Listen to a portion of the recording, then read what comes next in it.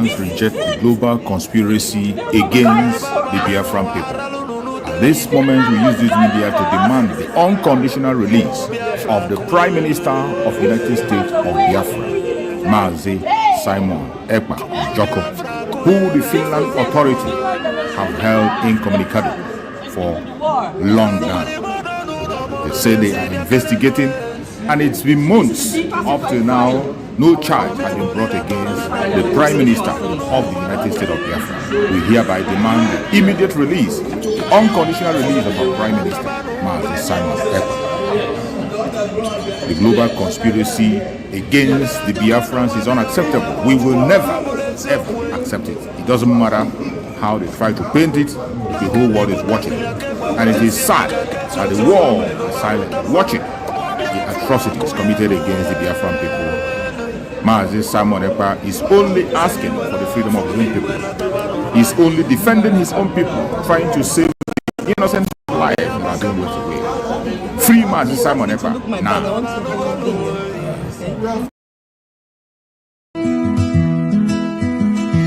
On this day, we gather round to honor the heroes, lest they be forgot by Biafra soldiers. To all Biafrans worldwide, from the Idoma to the Dede, the Igala to the Ogoni, the Ijo to Wanang, Orong to the Ekit, the Ikwere to the Igbo, and all Biafrans, mark your calendar. A historic moment is upon us. On Friday, May 30th, 2025, the United States of Biafra government proudly invites you, all citizens and allies of Biafra, to a 3-in-1 event to mark the Memorial Day of our heroes and heroines at the first ever Biafra Peace Summit and the inauguration of our DC administrative office, a beacon of hope, strength, and unity for all Biafrans. Government, not the citizen, build them. We stand as one, united, in our one land. United, government making us proud every day. Blessed by the people. Social media, it is problem. When I should be drinking coffee, they will make me to come online. They don't want to have me to rest. But you know what? You know what? The spirit in me, the Biafra spirit in me, I said, when I told you, if Mazi Nnamdi Kanu is looking for 100 people, I promise that I have 50 in me. You have not seen anything. It is not by my power. It is not by my power. It is not by my power. But you know, as my own oru, I am a royal. You understand? Till Biafra come. But today you are going to receive sense. The crypto, Nigeria crypto.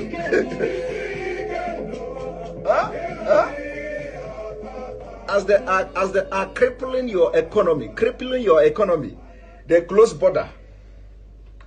They close the border. ESN came out automatically, you know, weaponized. It shocked them. It shocked them. They said, this border no work. This close of border no work. Now, how do we stop the funding now of this Sunday or Igbo? How do we stop the contribution? Let us stop the crypto.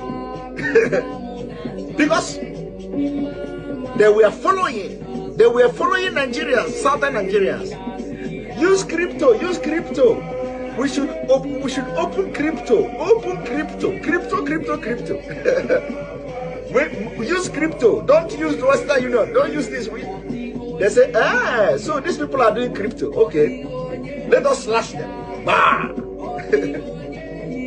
They are not considering the economic impact of crypto. No. They are not considering how much the crypto is bringing to Nigeria economy. Their agenda is not to make Nigeria progress. No. They have a better agenda. Now you get the point. Now you get the point. My only problem is that why is it that you must wait Thomas. Was Thomas born in Nigeria? Is Thomas a Nigerian? Is Thomas in the Bible in Nigeria? Are you a lineage of Thomas? Are you a lineage of Thomas? All of you have Thomas blood in your vein. How did you get Thomas blood in your vein? That it must happen to you first before you understand. We hear more. In another, you hear more kind of man. Woo!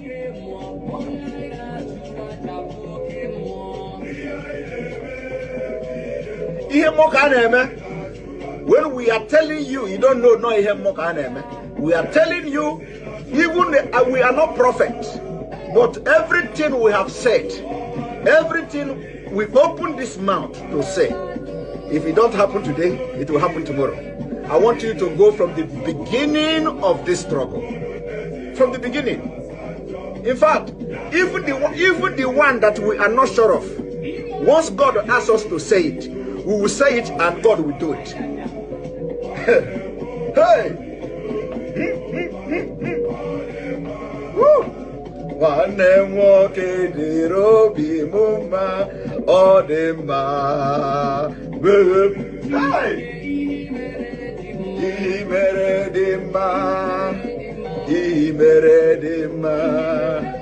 Imeredima, oh, Imeredima.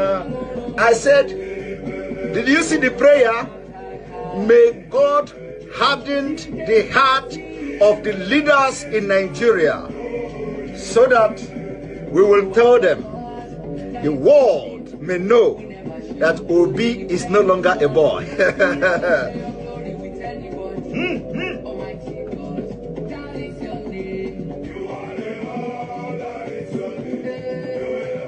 I remember when we used to read the history of the Greeks, the Greek gods. I don't know, of course you don't read all those things in Africa. The history of the Greek gods.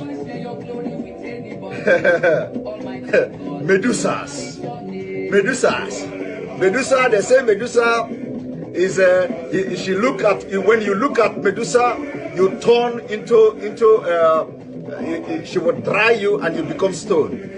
Medusa have snake, her hair, Medusa's hair is snake. Because of the power in Medusa went very deep in the forests. If you do not believe in what we are doing, then you better get out. We're not going to stop. God knows we can never stop until Biafra is restored. We are peace-loving people. We abhor death and killing of another soul. It's in our nature, that's how we are.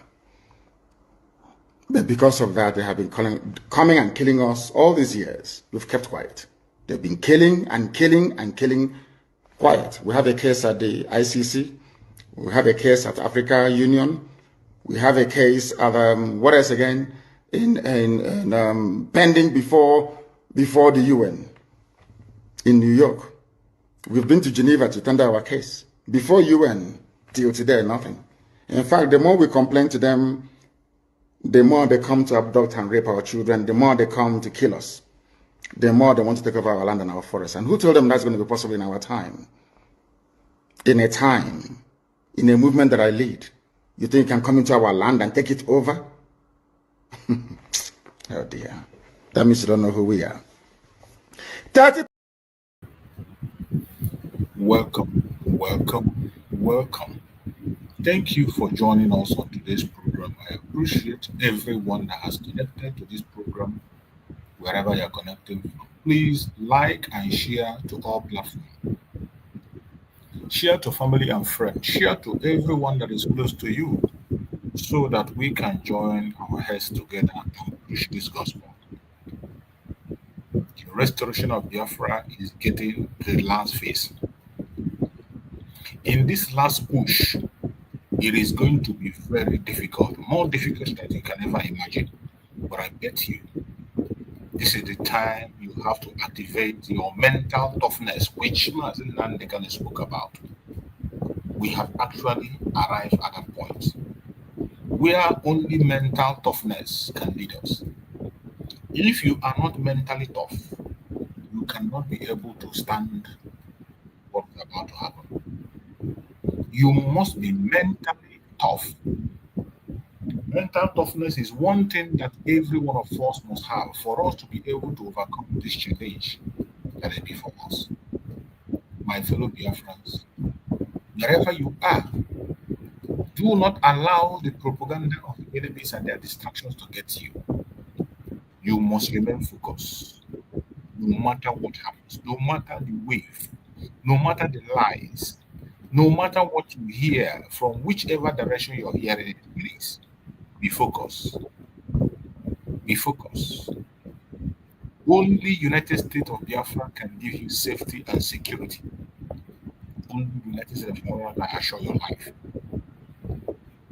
My fellow Biafrans that are listening, wherever you are listening from, I urge you in the name of Chukwu to please pay attention to this very program I'm about to play. You are going to learn a lot. And at the end of the day, you are glad you did. Let us watch the program that was conducted earlier in the day that many of you missed. Many of you missed. That is the importance of repeating programs. When we play it, we repeat it again, so that you can be able to follow up and know what is going on. Join us, like and share, invite others to join and follow. And we should continue to lead us until we get to our promised land. There's no going back. No going back, no matter what they do. We must continue and we shall overcome all the challenges that are coming from east, from west, from north, from south. Thank you for joining. Let's watch and see and get the strength to overcome.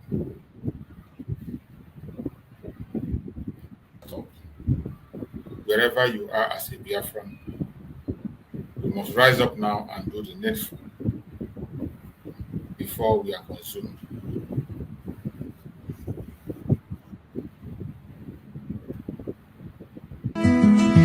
On this day, we gather round to honor the heroes, lest they be forgot by Biafra's soldiers.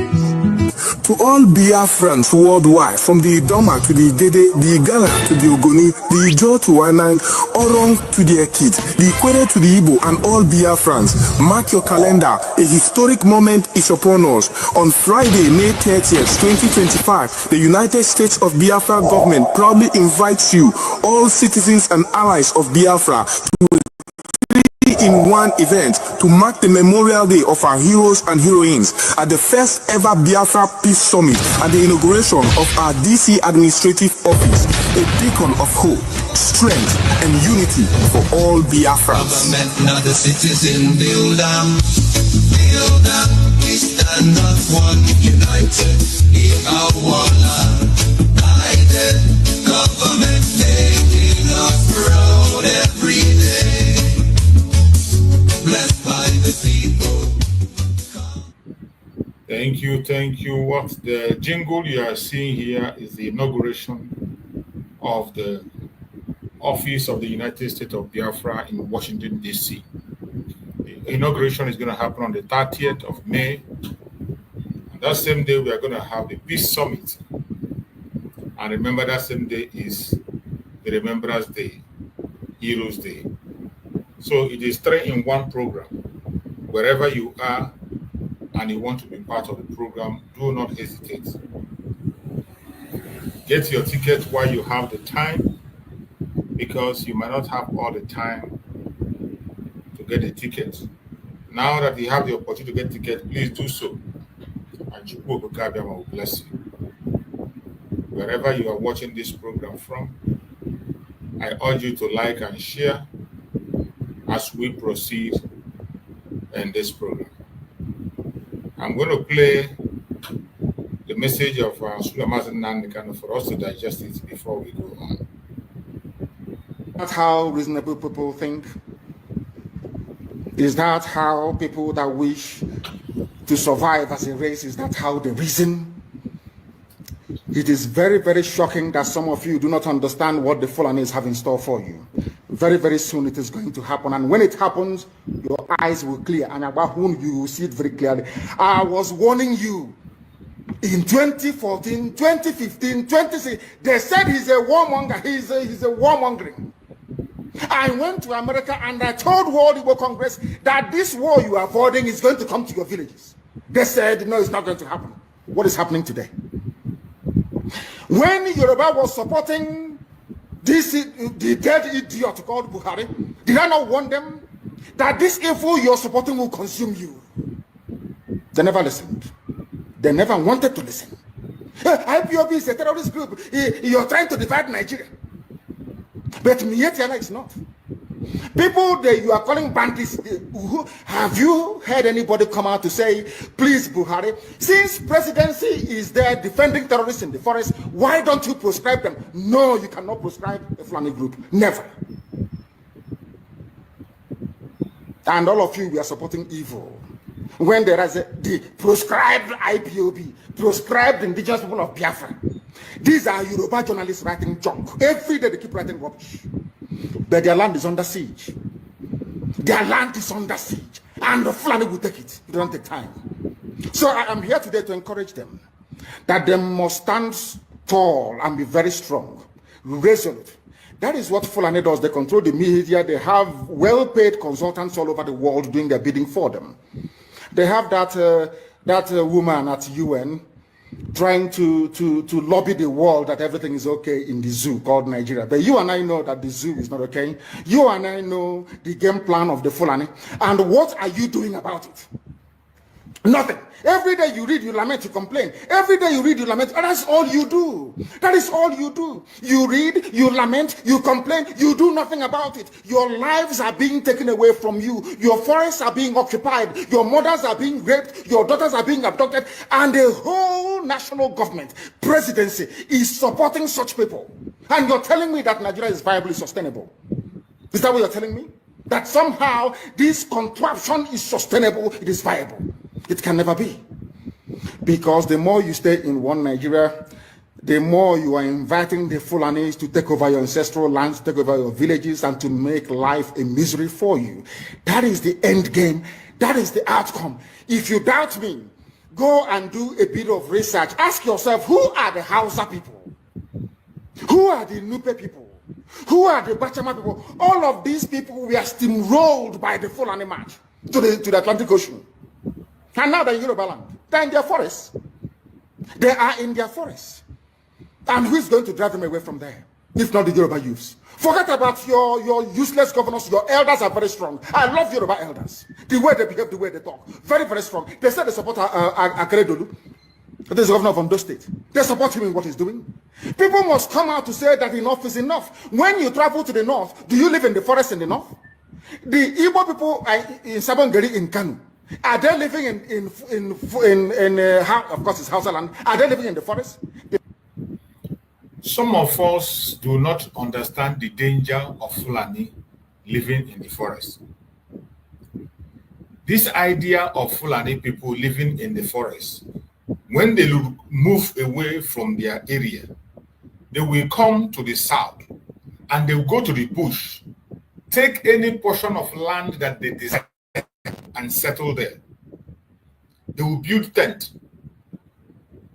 They will be there and give birth to their children.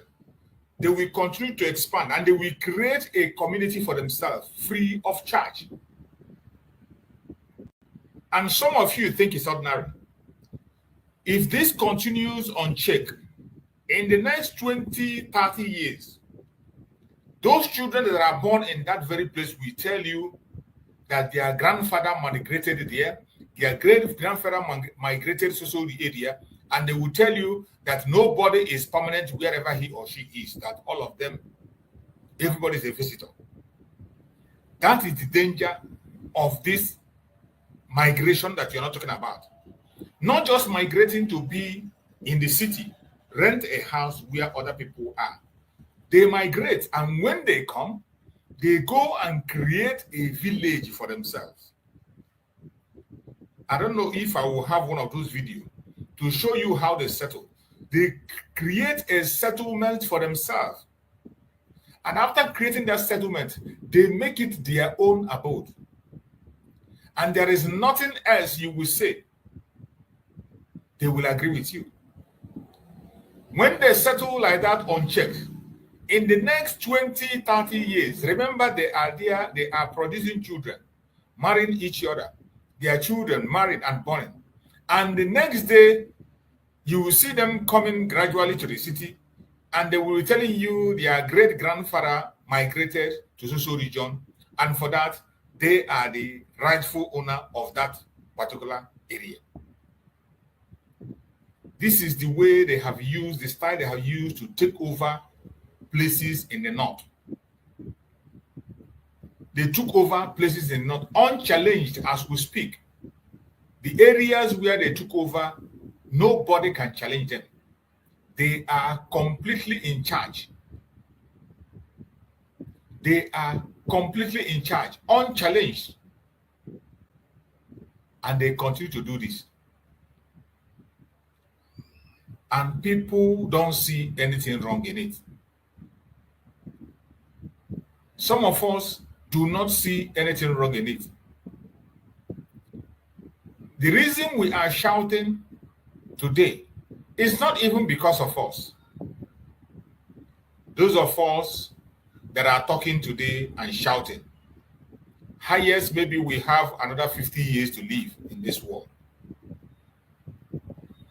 For those of us who are going to live long, by the grace of Chukwu Okabiyama, highest you have the next 50 years to be here.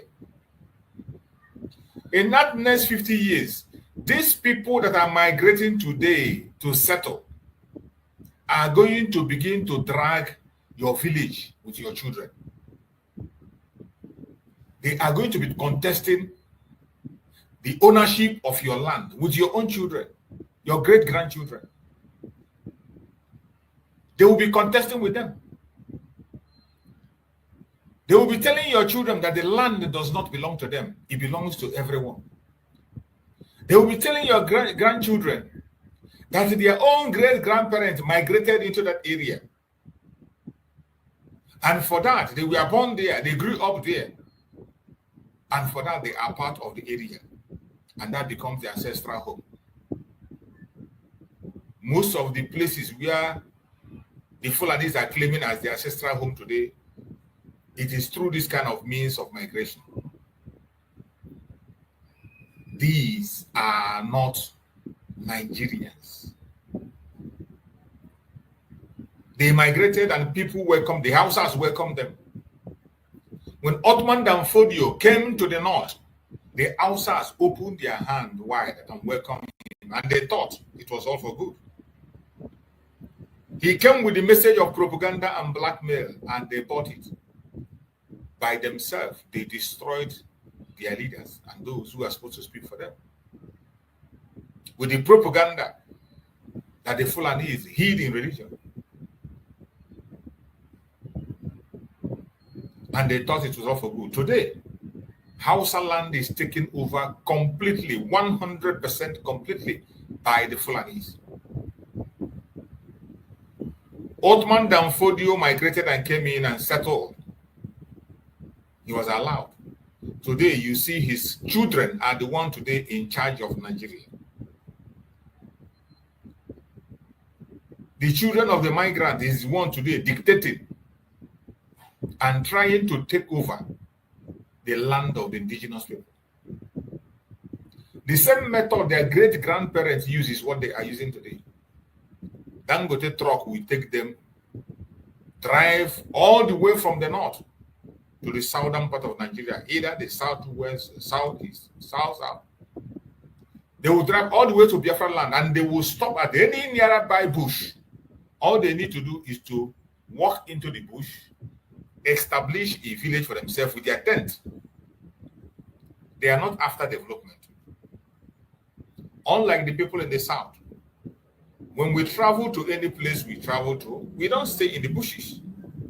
We go to their cities, we do our businesses, we engage in trading, If we want to get admitted in school, we go admitted in school, we pay taxes, and we help to develop the area. But in the side of the Janjaweed, it is not so. What the Janjaweed does is that they settle down there, push their cloud. The only intention they have is to lay a claim to a portion of land and tell you that it belongs to them.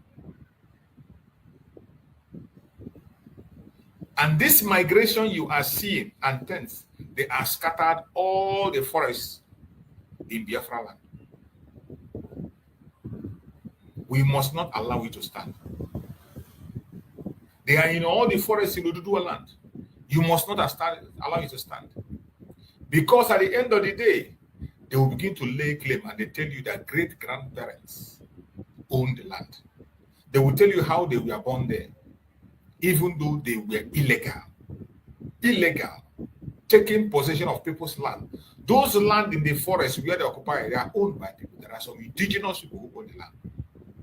But if you don't do anything, a time is going to come when their children will lay a claim and tell you that it is their land. I have a video here where they were laying a claim in Lagos State. Let me see if I can find that video. Where the Janjaweed were laying a claim, they were laying claim to land in one of the Ududua lands. That their grandparents was there. That was where they were born. And for that, nobody can tell them to go away. They were trying to tell his, even when a lawyer was trying to explain to them, they didn't want to listen. In fact, they were the people that took the indigenous people to court. People that came to the bush and settled. They took the indigenous people to court, and before you know it, they begin to talk about how their great-grandparents migrated. Let me see if I can find the video. The original petition you filed before this Honorable Commission. Yes, it is. This petition was dated 30th June 1999 and addressed to Chairman / Secretary National Human Rights Abuses and Violation Investigation Panel, Abuja. Here's a copy, Exhibit 1. Sorry, let me see if this is the video I'm looking for. No, this is not the video I'm looking for. This is not the video I'm looking for. I'm going to try to get that video where they took a particular area, occupied it, and when the indigenous people came and were talking to them, when indigenous people came to lay claim on their land, they took the indigenous people to court and they began to claim ownership. I'm just trying to see if I can find that video. I have played that video some time ago here because I just want you to know the danger of this settlement, the Fulani settlements you are seeing in the forest. When you see them come occupy a land, you think it's just for fun, or you think they do it not knowing what they are doing. They know exactly what they are doing. In the future, in the very future, their children are going to tell you that their great-grandparents migrated to that area. And for that, it is their land, that they belong there. Even though they are migrants who came there to settle without any permission. And this they have continued to do in all sections of that country, without anybody taking note, without anybody interrupting them, without anybody looking through to understand what is going on. I will try to find that video so that I can play it. Meanwhile, let's listen to this message of Martin. Let's continue with the message. Your forests are being occupied, your mothers are being raped, your daughters are being abducted, and the whole national government, presidency, is supporting such people. And you're telling me that Nigeria is viably sustainable? Is that what you're telling me? That somehow this contraption is sustainable, it is viable? It can never be. Because the more you stay in one Nigeria, the more you are inviting the Fulanis to take over your ancestral lands, to take over your villages, and to make life a misery for you. That is the end game.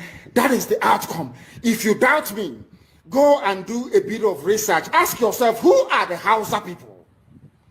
Who are the Nupe people?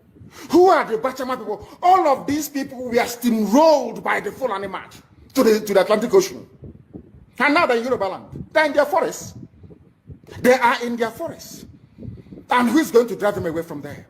If not the Yoruba youths. Forget about your useless governors. Your elders are very strong. I love Yoruba elders. The way they behave, the way they talk. Very, very strong. They said they support Akeredolu. This is the governor of Ondo State. They support him in what he's doing. People must come out to say that enough is enough. When you travel to the north, do you live in the forest in the north? The Igbo people in Sabongeri in Kanu, are they living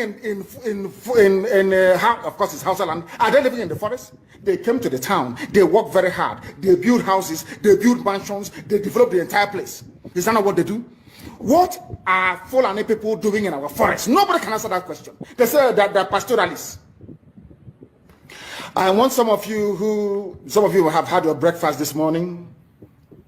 Please go to your fridge or go to where you keep your beverages and you will see pig milk. Pig. Some of us were raised on pig milk. For how many years now? And you keep asking yourself, what is pig milk? Pig milk is the same milk that the cows produce in Holland can be produced in the zoo. Tell me the country in the world aspiring to be a member of the UN Security Council where you move cattle from place to place. Are you people well at all? You so-called Nigerians, are you normal in the brain? I'm asking you a simple question. Show me a country that aspires to be in the 21st century moving cattle from place to place, telling me they're grazing. Which country is that? Please tell me.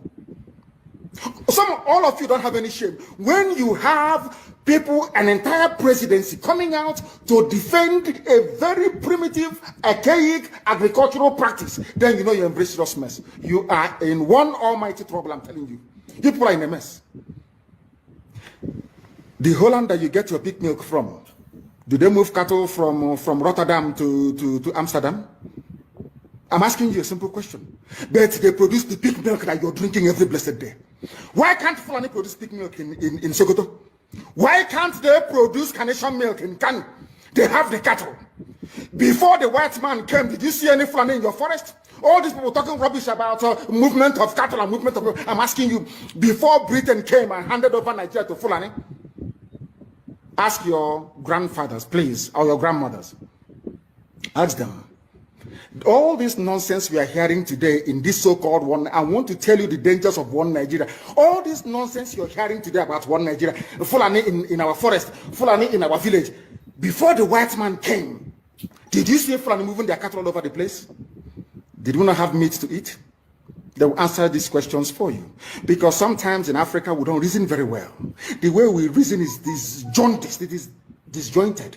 I can't understand for the life of me why instead of them to waste all that money arming and equipping this Janjaweed army Mihetiala to come and conquer you and I, why don't they open a milk factory somewhere in the north and bring the milk down south? I'm sure Southerners will buy it. After all, pig milk comes all the way from Holland. Pig milk all the way from Holland. Now you understand it. Because of the way you people reason. Why can't you produce? Is it difficult to produce milk? The same milk that comes out naturally from the udder of the cow.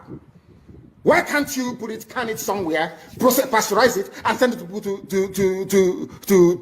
eat, to drink, or to do whatever with? All over the world, that is what is happening. In fact, they produce so much milk in Europe that they pour it away. Why can't you do the same thing? A whole president claiming they are in the 21st century are supporting a very primitive practice of moving cattle from place to... All of you, you're not ashamed of yourselves. You have no shame. As somebody will say, your shame is shaming me. I'm telling you, you people from the zoo, I'm ashamed of your ignorance and stupidity. You people are hopeless, completely hopeless. One day I want idiot to come and say, we are intellectuals. And you're moving cattle from Kafanchan to Ahoda. You are intellectuals. You are intellectualizing. You are in the 21st century, you are moving cattle, driving cattle, Nama, from over 300 miles, claiming Yoruba forest is a place for you to be in. You want to relax, Yoruba forest is every Nigerian is free to live anywhere and do their business anywhere, yes. But when an Igbo man tries to sell beer in Kano, you destroy it. You destroy their businesses, you destroy their hotels, but you can come down to the south and live anywhere you like and grace anywhere you like. And you're telling me that is a country, that is one Nigeria for you? The Fulanis we are talking, they call them the Funa movement. Our attention has been drawn to a decree credited to one Rotimi Akredolu, asking Fulani people who have occupied some forests in Ondo State to quit. We are also aware of another incident in Oyo State where an illiterate political talk gave quit notice to Fulani people to leave their territories, which are now their irreversible homes. Are you listening? Let me stop it here before we continue. This word Mazen Nani can use. Their irreversible home. Some of us are not taking note, as I was saying before. When you see Fulani with Dangote trailer, bringing them to occupy a space, creating a village for themselves, that place will soon become an irreversible home. The target is to make that place irreversible home. They will be there, married among themselves, bear children, their children will marry and bear children, and before you know it, they will begin to tell you that their ancestors migrated to that place. This is an evil that have come that most of us are not taking note of. Foreigners coming to invade by fire, by force.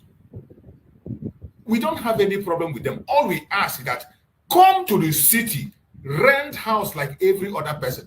Mingle with people the way people associate. Join in the development of the city. Do your business and then return back home when you want to return back home.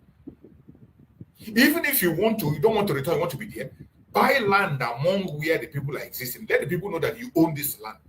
They will give you land, you pay for it, and then you build your home. If you want to stay there forever, it's up to you. Why do you go to the forest and take the land that does not belong to you and make it and people are not paying attention? The people you call political elite will be telling you that people have the right to move from places to places. That there is no boundary, everybody have to go anywhere they want to go.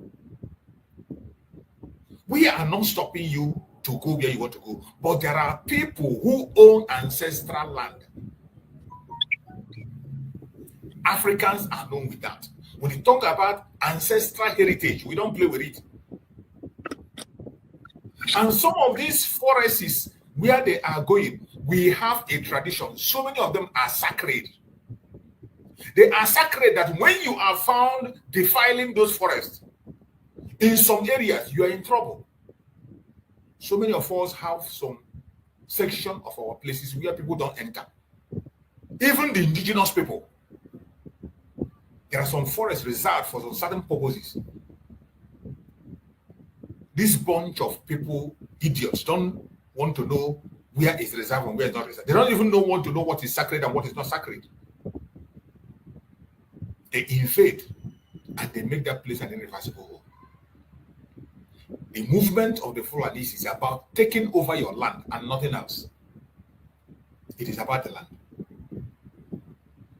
And when they continue to move and move and move and move and move, before you know it, just as they have telling you the story today, that the northern side of Nigeria is more populated than the south, you will begin to hear a story that the Fulanis are more populated than your own village people in your own village.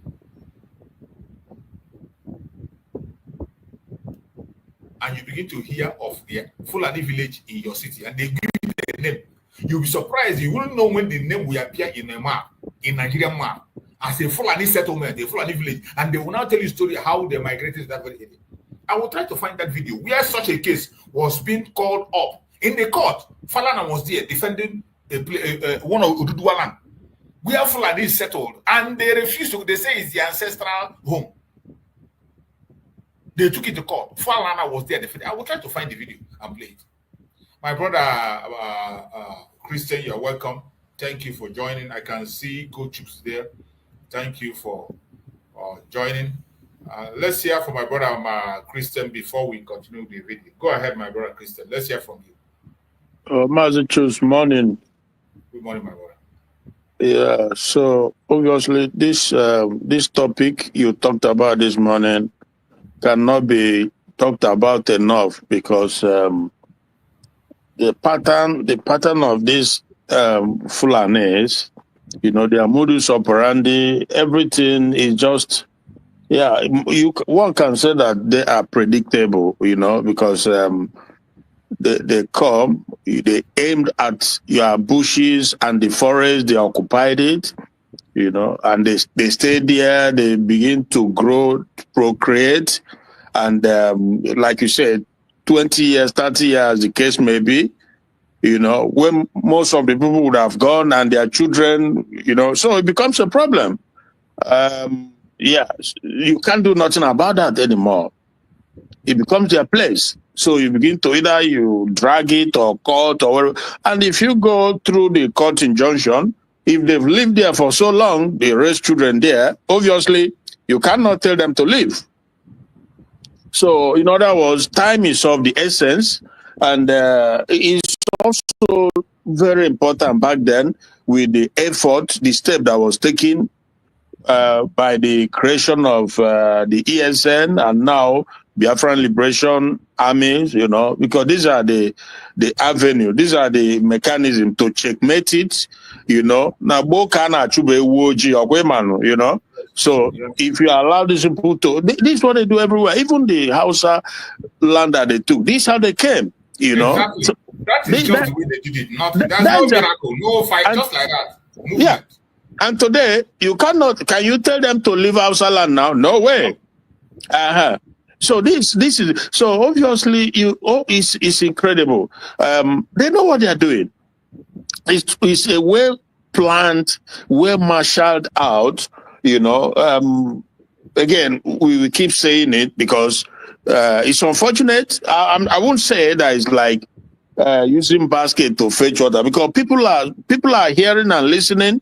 Some who have the power to do something, even though they are not doing, but they know that we're speaking fact, and that is the bottom line, because they said it, they told you, they did not even hide it. They said that they were going to bring in all these Fulani from the entire Sahara region into the country. These things are documented.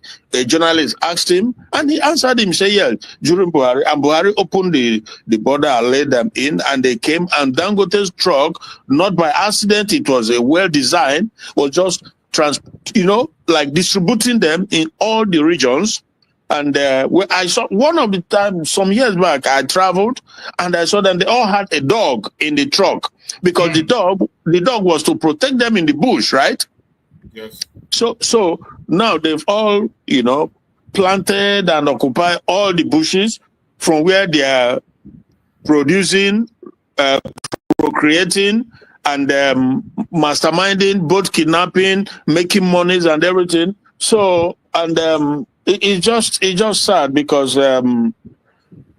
for some time now we've been talking about this thing, and I always like to, for Soludo, who is the governor of Anambra State, if I'm wrong, I will stand to be corrected that since we've been speaking on this very issue, the things I know about Anambra, and again, sometimes I'll be like, I'm believing or hoping that maybe someone like Soludo might have a change of heart, or might begin to see reason to do the right thing when he's chasing Ndi Ogbuebuno, chasing Ndi Dibia, and Christians, telling them what to do, what not to do. You can be here, you can be there. So at some point you begin to feel, especially given the what is happening in Uromi and all the regions, that at some point they will now come out and say, look, that it's not like we don't want you to stay in Biafra land or Igbo land, but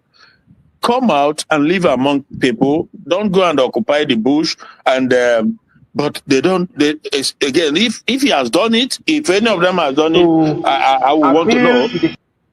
So, but so far, none of them. They're still keeping quiet, keeping a blind eyes, and it's just unfortunate because this whole thing, this whole thing is just, it is terrifying when the more they grow as the day goes by, and it's incredible. It's just incredible.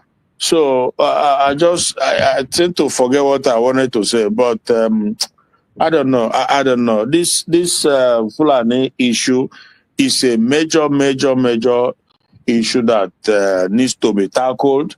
It really needs to be tackled. For I don't like to speak much about Hope Uzodimma because he himself is one of the most shrewd, crude human being that who was picked up, is a 419er. This is what in Lagos he engaged. I know some boys who knew him back then.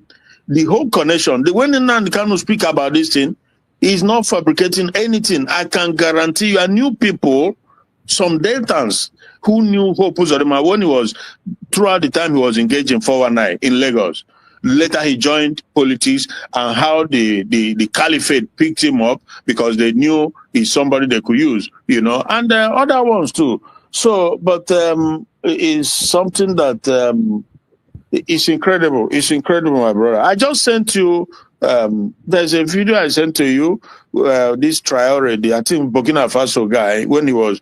It is a very important because the children, just like you said earlier, that their children are growing. Ours are growing. Eventually, they will confront each other. Then the question will be asked, how did you allow this to happen? Where were you? What did you do? That people who are, because then they will claim indigenous, and especially now that our governors, these illegitimate criminal governors, they are the one, like the one of Abia State, is pushing indigenization of everywhere.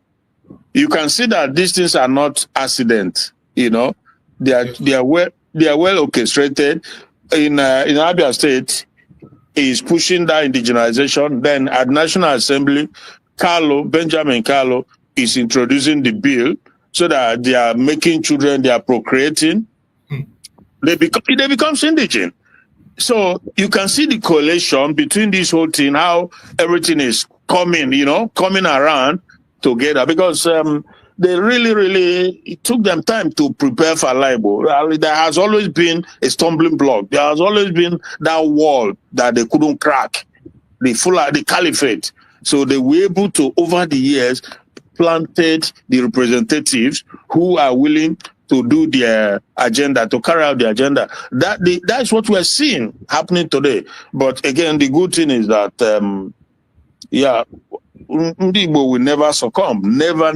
Even though the so-called representatives are people who have been bought off, they are just, it's incredible. But they will never be forgiven too. Trust me, history will never, they will never, not in this world, not in the world to come. The Uzodimmas of this world, the Soludos of this world, and the rest of them who stood, they stood and watched abominables happening, and they claim to be, it's incredible. Like the one from Ebonyi State, he was there when these people came out from the bush, massacred people, burned their houses, retreated back into the forest. He didn't go after them. He didn't speak about it. Rather, they went to beg them in the north. I can't make sense of it. So my brother is, yeah, that is the situation for now. But thank you so much, and we'll move on. Thank you so much, my brother. I appreciate you for that contribution. We must pay attention to the evil of the Janjaweed. We must pay attention. Their attack on the Biafrans is not stopping. And some of the Biafrans and some of Ududuans are helping them. They are helping them seriously, are helping them to push forward that agenda. In fact, they can't even do it alone without the Biafrans themselves helping them. Yeah. We have many Biafrans today who have keyed into that their agenda of the Fulanis. Mm-hmm. Just like the bill you are talking about. That bill is hidden under an evil plot. Yeah. That indigenization bill. And when you talk about it now, the argument they're going to bring to you is that, oh, you have Biafrans scattered everywhere and they are doing business. So that place, their children will become citizens. Nobody will disturb them. That is the argument they will bring. We don't need to be any citizen of anywhere for us to exist or for us to do our businesses. Exactly. Every region have their section. And the major problem, these people told us that the 75% land mass of the zoo is in their hand. Mm-hmm. Why are you so interested in this little 25% that is nothing? Why are you bent on coming to that side?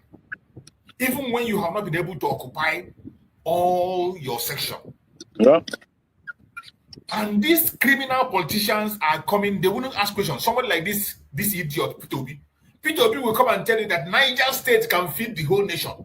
We tell you how big Niger State is. And see it, you will sit down there, you will see them moving to Biafra land to come and establish camp. You wouldn't make argument on that. You wouldn't even comment about that issue.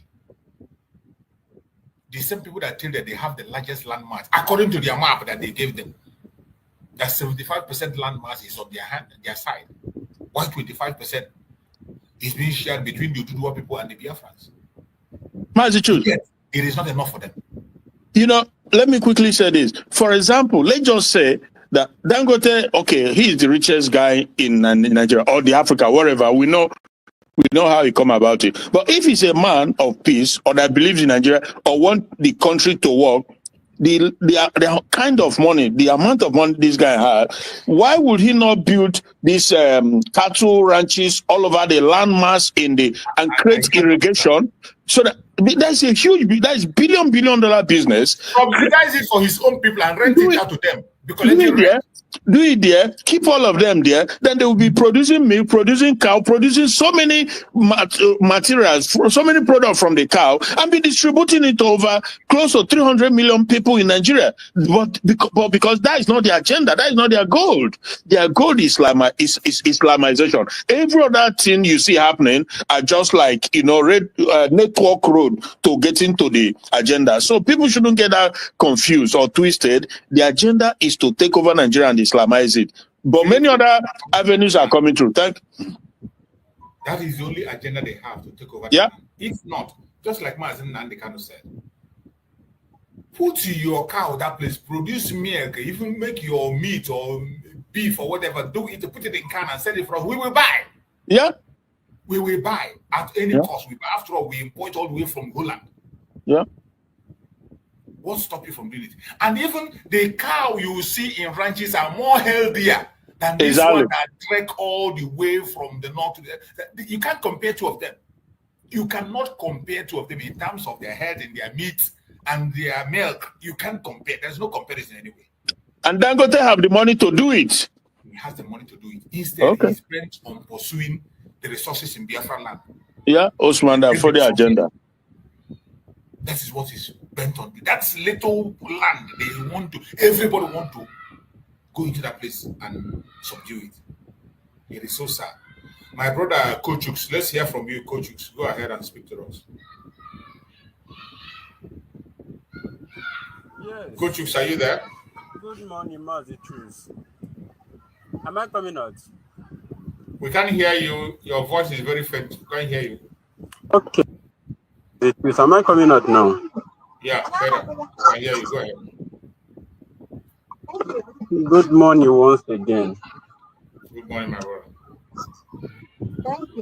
To be clear, if anybody can listen the message of Mazen Nandekano, go over and listen to it. Because whenever I listen to Mazen Nandekano, I just used to feel. I didn't know how about normal is to do myself. Tears normal is to come out of my eyes. Because everything that is happening now, Mazen Nandekano has said it all. And the same time, Mazen Simon Ekpa repeated the same thing that is happening now. Because I didn't see the reason why Mazen Nandekano tell us that these people are coming. And everybody, both one Nigeria, both the Ududua and the Hausa people in themselves, They just do as if that this man is even know what he's saying. That he's just a money monger, or he's just a foolish man, or he's just a madman that no man is to stand, that no man is to stay in Biafra. He continues shouting. And all of them, they are saying whenever he finish shouting, he'll go and rest. And all of them, they know exactly thing that he's doing. Even the Fulanis that join forces together with these people that call themselves Igbo elite, that call their people Igbo leaders, both Ohanese and Igbo and the governors in the southeast, join hands together and they arrest Mazin Nnamdi Kanu. All of them that join hands together to arrest Mazin Nnamdi Kanu, they should ask themselves question: what is their benefit of arresting his fellow brother? What is their benefit? The money that they give to you, that you're not going to even spend, how years this money they're talking about, how years this money lasted you, how years within a year, this money that they give to you is going to finish. These the same people that call themselves Ohanese and Igbo. If you hear when this man come out, tell every one of you that the coup that they do before, that not Igbo coup, that is the, and all of them just join hands together again. They are asking of money. That's the same money again. Emerindi Igbo make. They want to give you money that you're not going to spend how years in a year. That money will just vanish like that. You just collect money and tell your brother. Tell your brother. Forget about, you now forget what you are going to benefit. That this man that is even fighting is not even fighting for himself alone. He's fighting for the whole Biafran. He's fighting for the whole nation. And he's fighting for the whole black man, the whole world. They do not remember all those ones. And these the same people again. They hear that they wanted to go and declare United States of Biafra in Finland. And these the same people come out again, give some individual money again. 10 months this time on out again. And these people are still coming out today. They are telling us to go back to Bridge. They did not even ask themselves, what do we, I mean, how would I even put it? What all of us went to Finland for? What did they went to Finland to do? Or what is the meaning of that vote that all of them casted since last year? What is the meaning of that vote? What is the aim and objective of voting of that vote? That every one of us, even some people that didn't even vote online, they managed to book a flight from where they are staying, come to Biafra land to make sure that their vote was counted. Make sure that they vote for all of us to give Master Moneba, to give him that mandate that is asking for, to go and declare that the same Biafra that all of us are clamoring for. And that the same people come out today, they're telling us we should go back. And they forget that it is their land is going. They forget without this Biafra that me and you are talking about today, these plans, they're going to take over the whole land that we're talking about. They have forget all those ones. And these people that are talking about, they are lights in your village. Because we are even all these people that are telling us we should fall back now, all these Southeast governors that are coming out to talk, they forgot. Then they have money. If anything that happened to them today, if they feel a headache, they will enter flight, go over to go and take the treatment. These poor masses that didn't have anybody to take care of them, are they going to have the same money that you people have to go and take care of themselves? And Mazi Simon Ekpa tell Mazi Nnamdi Kanu, tell us they wanted to bring that hospital, that hospitality that you are going outside to go and take. You wanted to bring it to your doorstep, and you people said no. Is that what a living human being that is thinking with the right senses, is that what is supposed to be thinking?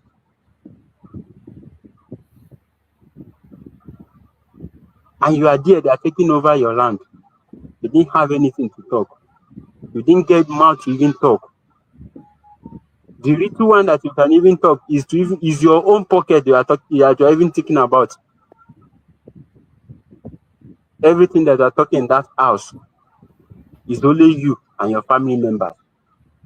And you forget that poor masses are there. But the only thing I wanted to even tell all these people, all these one Nigerians, this plan that they're talking about, they should be aware that this plan is, they know them very, very well. Because they are just like fish that is in fish pond. That is how all of them they are. Because these planets that are talking about, whenever time that they have used any of them finish, they'll just use a hook and pick them out. And they should know that anytime that they pick them out, they kill them. And they pick them out. The money that is in their bank accounts, they know how to take it. They should not even think that money belongs to them. That is the only thing that they're supposed to know. And they are coming out today. They're talking of one Nigeria. P2B is living among them. Look, Mazi, please let me hit my mouth for now, sir. Thank you. Thank you. Thank you for your contribution. And we must continue to create awareness and let our people know that it is time for us to defend our land. We are not hating anybody, neither are we attacking anybody. All we are saying is that we want our land to be protected. Our message is not against any race or any religion, but all we are saying is that leave and let's leave. We are not making any move to occupy anybody's land. The area we are talking about is the area that God has given to us. It is not by our plan that we became Biafrans. We did not get that very portion of land by conquest. It is by the grace of Chukwu Okikabia. None of us chose to be a Biafran. We found ourselves in this world and we became Biafrans. That is the land we want to protect and defend. If you want to come to our land, live in the city where other people are living, do your businesses, rent your house, pay your tax, and live like every other citizen of Biafra. And you will be protected. But for you to come and occupy our forest, only to come from there to begin to terrorize the people of the state and the indigenous of the place, it will not be tolerated and allowed. Never, ever. We will continue to fight them until we bring them down.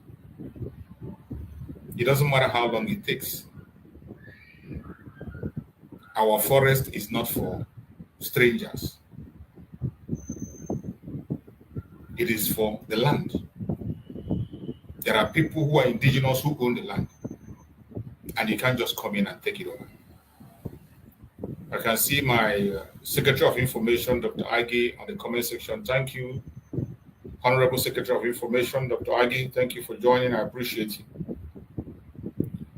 So, my fellow Biafrans, we must continue to make our voice heard. Speak up wherever you are and be very watchful. If you see something, say something. The time has come. It is not time to play around. We must put our hands together to defend our land. And that is what we are going to do. Nigeria was not created for the benefit of the indigenous people. Nigeria is a creation of the British for their own interests. And from that moment of amalgamation up to date, Nigeria have continued to defend the interests of the British and not that of the citizens. As it stands today, no indigenous person in Nigeria is favored by what Nigeria's system is doing. None. The attack on Biafrans have intensified on a daily basis. And they have succeeded today in planting those who are the arch enemies of Biafra in front line. I just saw in the news yesterday that the drug baron who they made the president is appointing ambassadors. Guess the people that are being screened for ambassadorship in Nigeria. The people that are being screened that I saw their name, you can imagine somebody like Reno Omokri, a bigot, a tribal bigot that is filled up with hatred. You see somebody like Fani Kayode, these are people that are being screened for ambassador. And you know that 95% of people who are living abroad that these idiots are going to officiate are Biafrans. Today, if you go and check that list, every single one of them there are haters of the Biafrans. Now, those of us living abroad, you know what is coming. You know that you have to stand up now and support your own government, the United States of Biafran government. Make yourself known. It is no longer time to hide. Don't hide. Make yourself recognized by your own liaison office wherever you are in abroad. Any place you are as a Biafran, make sure you get connected to your own liaison office and make your face known because of what is coming. This ambassadorial appointment that is coming, the major people that are coming there are people that hate you with all God. They hate you, hate everything you do. Yeah. You can imagine if you fall into a country where Nomokri is the ambassador and he sees your name, Igbo name, in his office, a Biafran name in his office, you can imagine what he's going to do.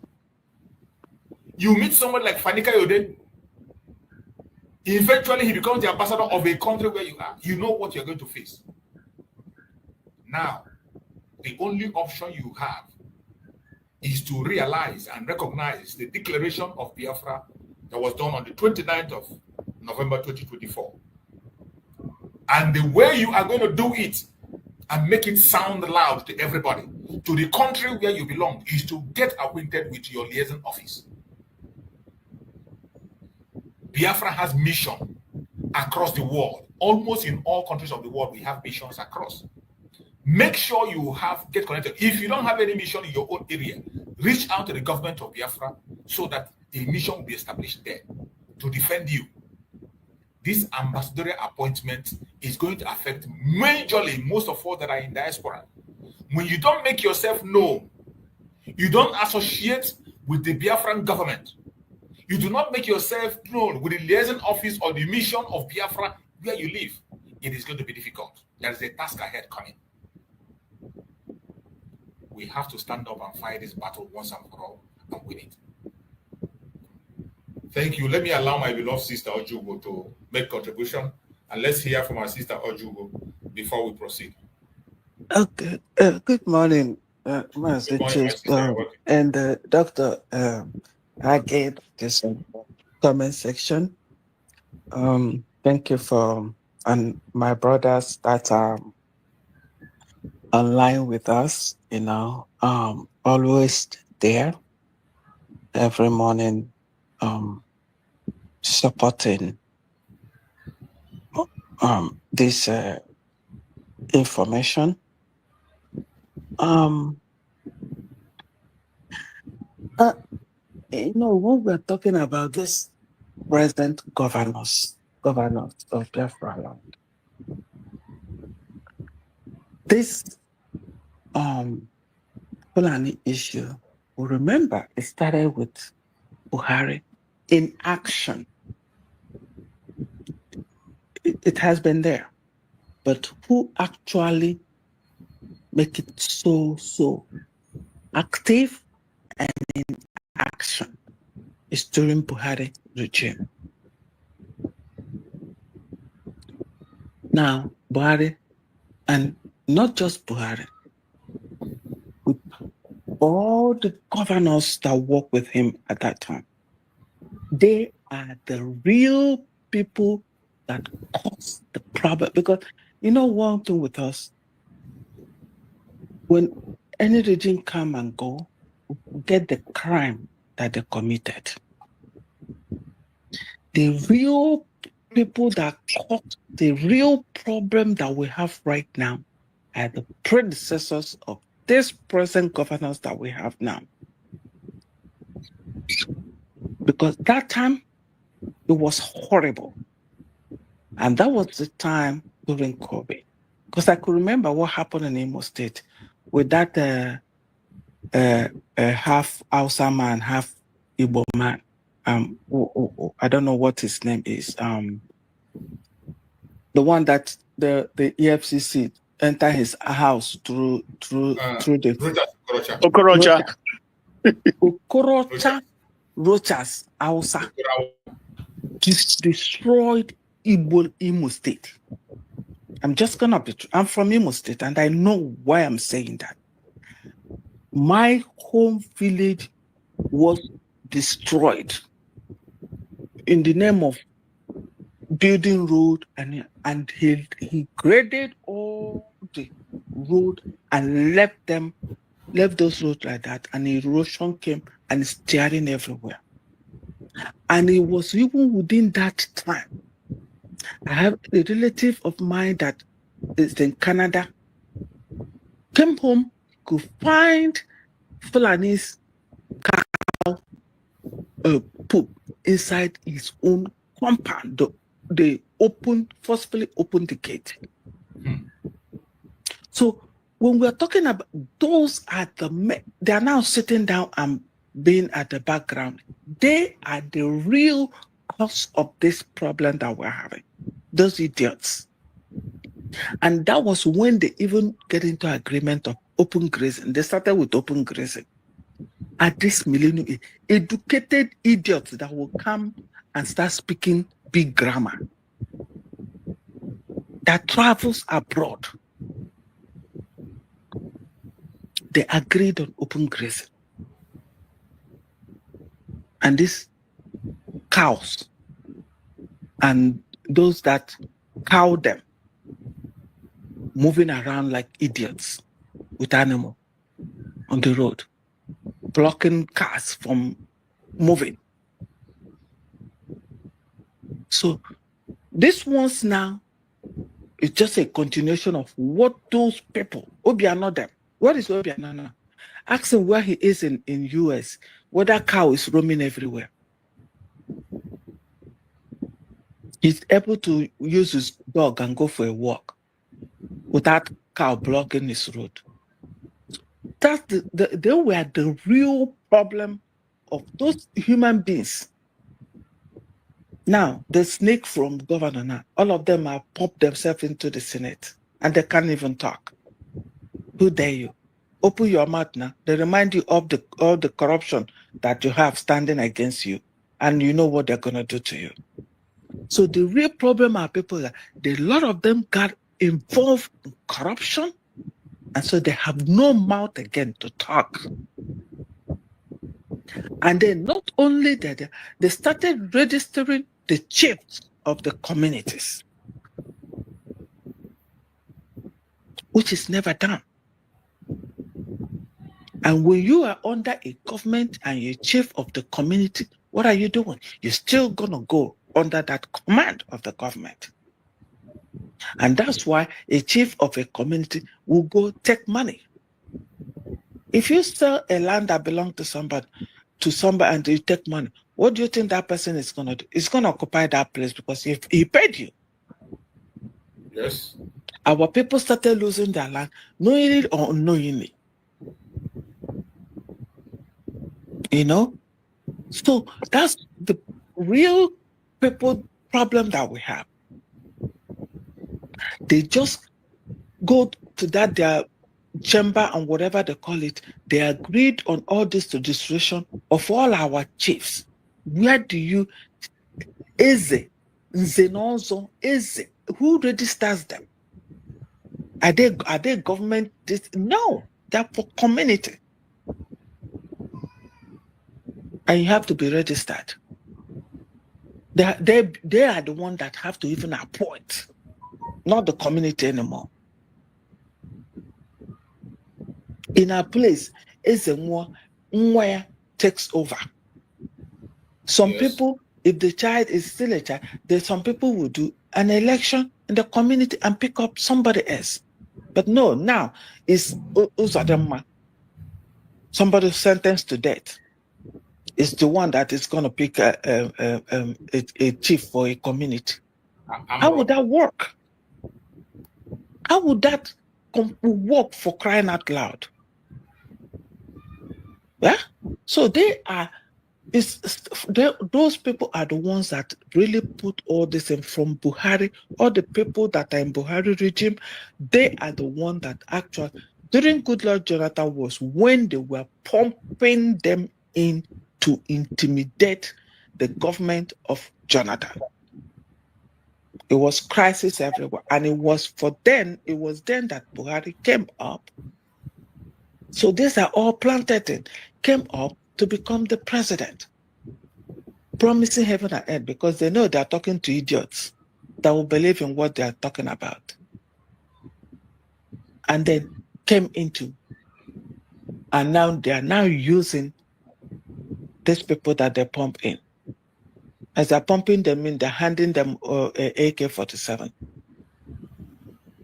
It's okay to come in for business. Okay.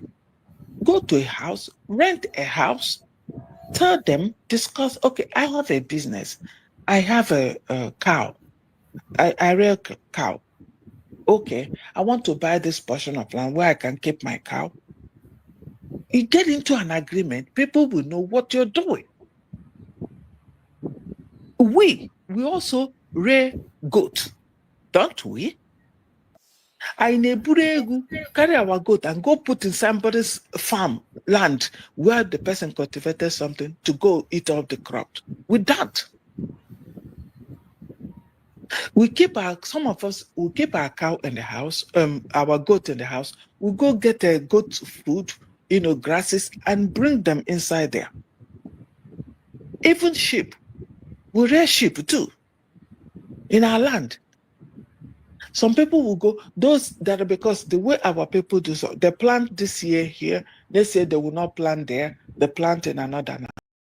Those places that is not planted, that is ordinary grass, you take your sheep there to go and graze, not where somebody planted food, for crying out loud. Yeah? And all these things, and now people who have that gut to sell Nandekal, to sell Simon, and still threatening Dr. Ngozi Orebeze. And I put my feet on the floor that anybody baptized, whether Catholic or not Catholic, because every other Christian church do baptism in one way or the other. Whether your parents put you in there or your parents, but you were Christian before you grow an adult, you know words of the Bible.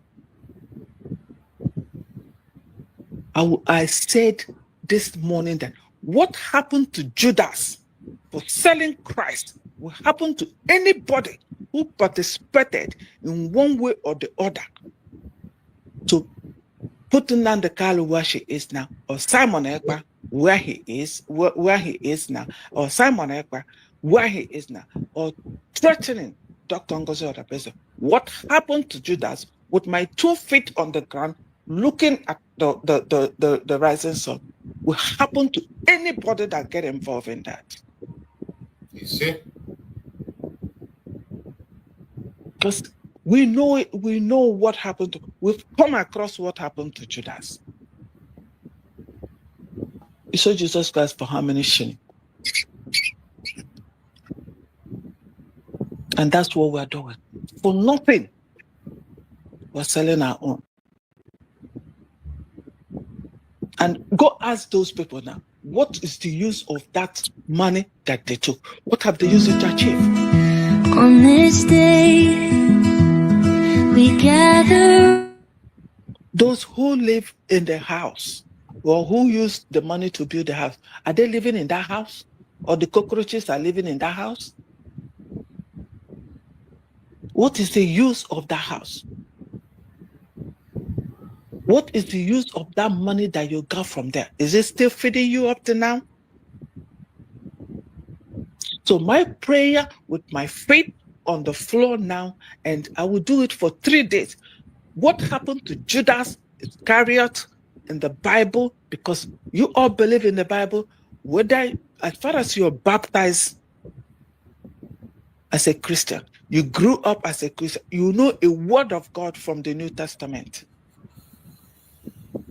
So whatever it decided to do now, you know that word of God in the Bible, that Judas Iscariot sold Jesus, betrayal. What happened to Judas will happen to you if you are participating or have participated or planning to participate, will be upon you. See? It's that's my prayer this month, because it's so irritating. It's so it's get to your nerves. Like, what are we doing?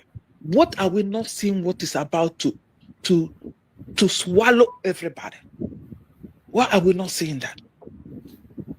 They corrupted all the chief, the governors, they come down, they intimidate our chief. If you don't want them to entitle you, look at all of them giving people staff of honor. To who the hell is it? Are you kidding me? So those people now that he gave this entitlement now, what are they going to say? Are they not those people? Won't they protect Uzodema's agenda? They will. That's a problem we're having everywhere. All these titled men, they are all bound. They go behind to take money, to sell the land, to put this Fulanis, and that's why they are fighting to die about it, because they will tell you, we paid. And that's what everybody does. If you traveled in another land, you pay. You buy a land, you build, and then you develop. But the whole system is different. They buy a land to live in the bush. And we are taking the money from them, giving them that guarantee they can live in our bush. Who is cheating you here? And we are blaming the Fulanis, but who is doing that? That's causing this whole problem. Those people that these governors, both the previous, the current one, have instituted in our land, that take money from behind to give these people's land.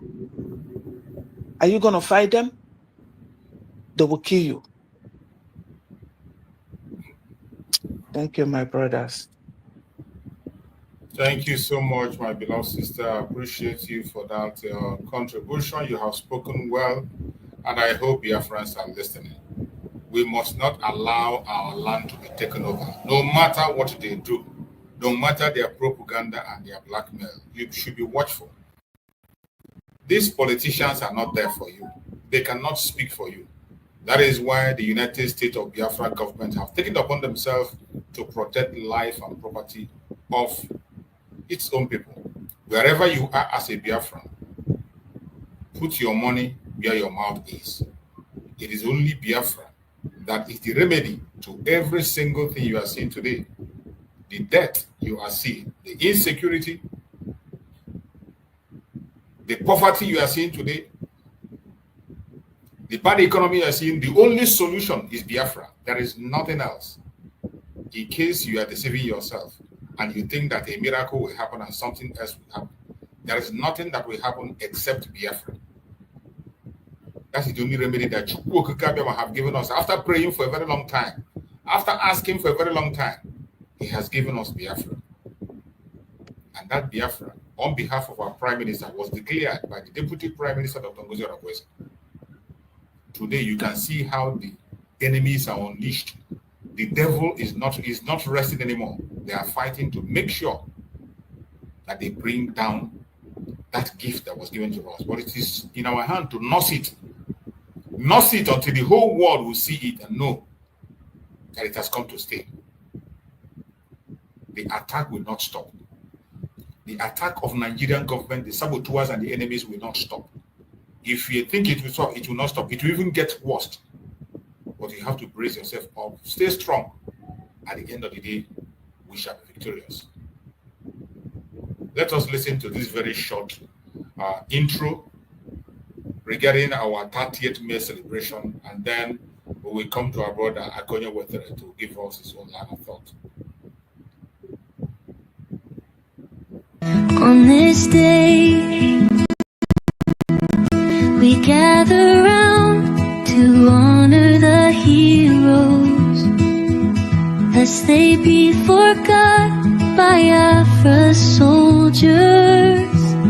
To all Biafrans worldwide, from the Idoma to the Dede, the Igala to the Ogoni, the Ijo to Wanang, Orong to the Ekit, the Ikwere to the Igbo, and all Biafrans, mark your calendar. A historic moment is upon us. On Friday, May 30th, 2025, the United States of Biafra government proudly invites you, all citizens and allies of Biafra, to a 3-in-1 event to mark the Memorial Day of our heroes and heroines at the first ever Biafra Peace Summit and the inauguration of our DC administrative office, a beacon of hope, strength, and unity for all Biafrans. Government, not the citizen, build them, we stand as one, united, in our land, guided, government making us proud every day, blessed by the people.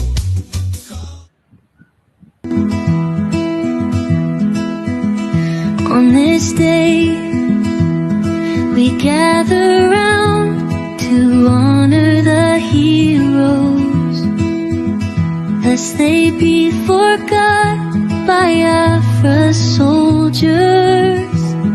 To all Biafrans worldwide, from the Idoma to the Dede, the Igala to the Ogoni, the Ijo to Wanang, Orong to the Ekit, the Ikwere to the Igbo, and all Biafrans, mark your calendar. A historic moment is upon us. On Friday, May 30th, 2025, the United States of Biafra government proudly invites you, all citizens and allies of Biafra, to a 3-in-1 event to mark the Memorial Day of our heroes and heroines at the first ever Biafra Peace Summit and the inauguration of our DC administrative office, a beacon of hope, strength, and unity for all Biafrans. Government, not the citizen, build them,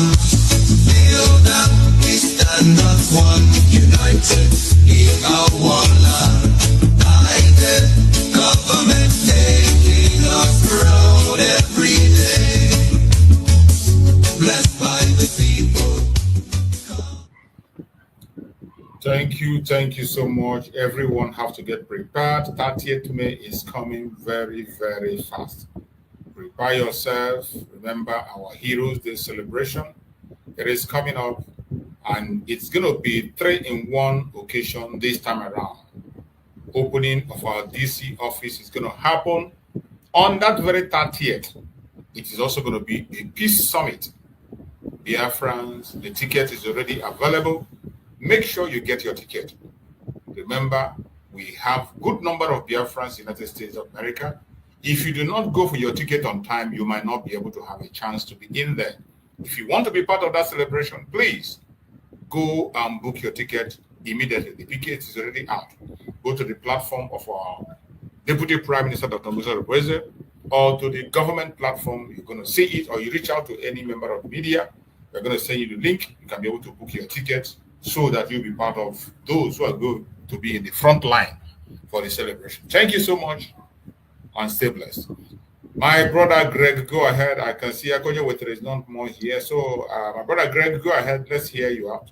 Speak to us. Yeah. Good afternoon, my people, to everybody in the studio. I greet you and I welcome you this afternoon again in this Mazi Choose platform that he gave to our Biafrans. Yes, We thank God for our life and the life of all our comrades. Thank God for our leader, Maznan Khan and Namskat and Simon Ekman, and our DPM, and all the cabinet and the medias. My greetings and my prayers goes for you, and all the well-wishers and friends of Biafra. Yes, Mazichus. You know, every time you listen to the voice of the man in the wilderness, every time you listen to his voice, you ask your question, self-question. Why do people choose darkness instead of light? Why do people like to remain in darkness? Why do people choose lie? Why do people choose deceit? Why do people love something that is not right? You cannot have any answer. I don't know why the extent the politicians have used our people and turned their brain. I don't know the extent the damage of the British to Nigeria. And when you look at all these things that is happening in that country, any person that knows his name from the year 80s, let me say from 79, 80, 81, 82, as little as we are, if you remember that if they dash you early that 70 or 1 kobo or 2 kobo, that when you use 1 kobo to go inside market to buy something like granite, you will see as big as that granite or akara. How big, the quantity. And it come to the 1990s. After the so-called Buhari destroyed the totally country and they handed it over to his brother, the Babangida, who used his satanic mind and butcher, destroy its totality. And it's still going on, starting from the hand of Shagare to Buhari to Babangida to so-called Abacha to so-called Abu Salam to Obasanjo again, Obasanjo to Yar'Adua to Jonathan to what do you call him, Buhari again, and now Buhari to Tinubu. Just from those years, there not been one single government that's come in power and anything went back as it has been or stayed as it was. But it has been from worst to worst. From worst, everyone that come, it will go bad to the extreme. And you will cry, the Nigerians will cry, and it will go back to another government will come and they will move back to the worst. So, until Nnamdi Kanu started crying 2012, because I don't want to go to Wazirike from 1999, 2000, 2001. When Wazirike come out, there was hope that Biafrans will go. And he started genuinely until the politicians clapped him down and he eat from the pot of the politicians and he succumbed. And now they come to Nnamdi Kanu. Nnamdi Kanu then started not even the direction Because when Wazirike came, Wazirike did not, all these things that is happening now have not started happening. Wazirike was building on the things that happened during Nigerian Biafran War to make his agitations that Nigeria has to separate. And when Nnamdi Kanu come, Nnamdi Kanu started giving them the reason why Nigeria must go. That he have no hate for any Fulani or Hausa or Yoruba, but Nigeria cannot work because the people you are dealing with have completely different thing in their mind. There is a parable my father used to make when he was alive, when we were children. He would say, Nkita amaghe obi enwe. Enwe na-ama n'elu, nkịta nọ n'ala na-agba ụja.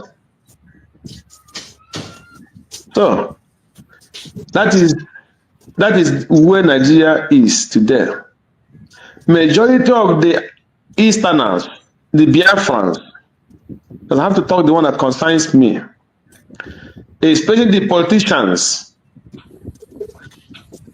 is like that dog that is staying on the ground and barking while the what do you call him? The monkey is jumping up and down on top of the tree.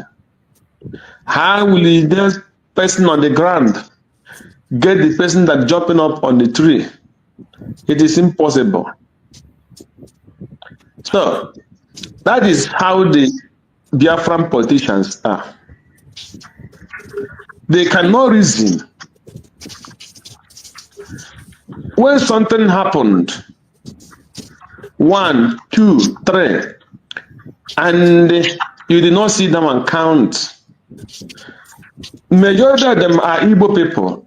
Ndị Igbo na-atụli so awụ na-abụ nwa agadi nwaanyị ji aga ahịa.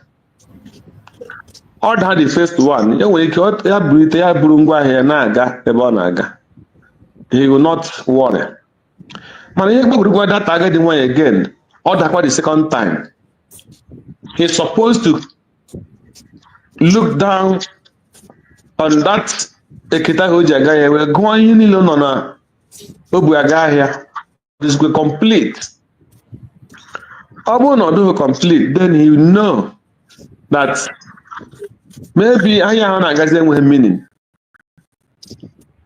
Because when he can those things that he will say them in unit and they are no more complete. Nobody will buy them when it is no more complete. So the best thing for him will have to do is go back and retrieve his step. Start looking where he made a mistake and why those things were not complete. But our politicians and the so-called Igbo people, especially these present ones now, because let me say that when Dr. Nnamdi Azikiwe made a mistake, he was much eager to be an African leader. He wanted to be counted as this. He was trying to please the British people so that they will give him one big name or one big title. And he didn't think back.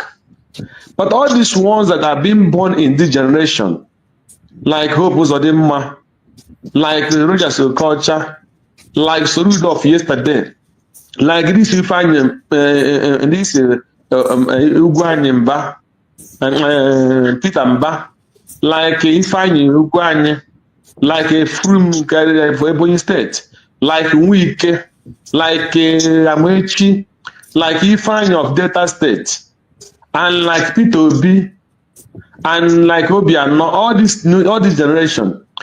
What makes them not to think? What makes them think that they will be more clever than Dr. Nnamdi Azikiwe, even when things were still okay?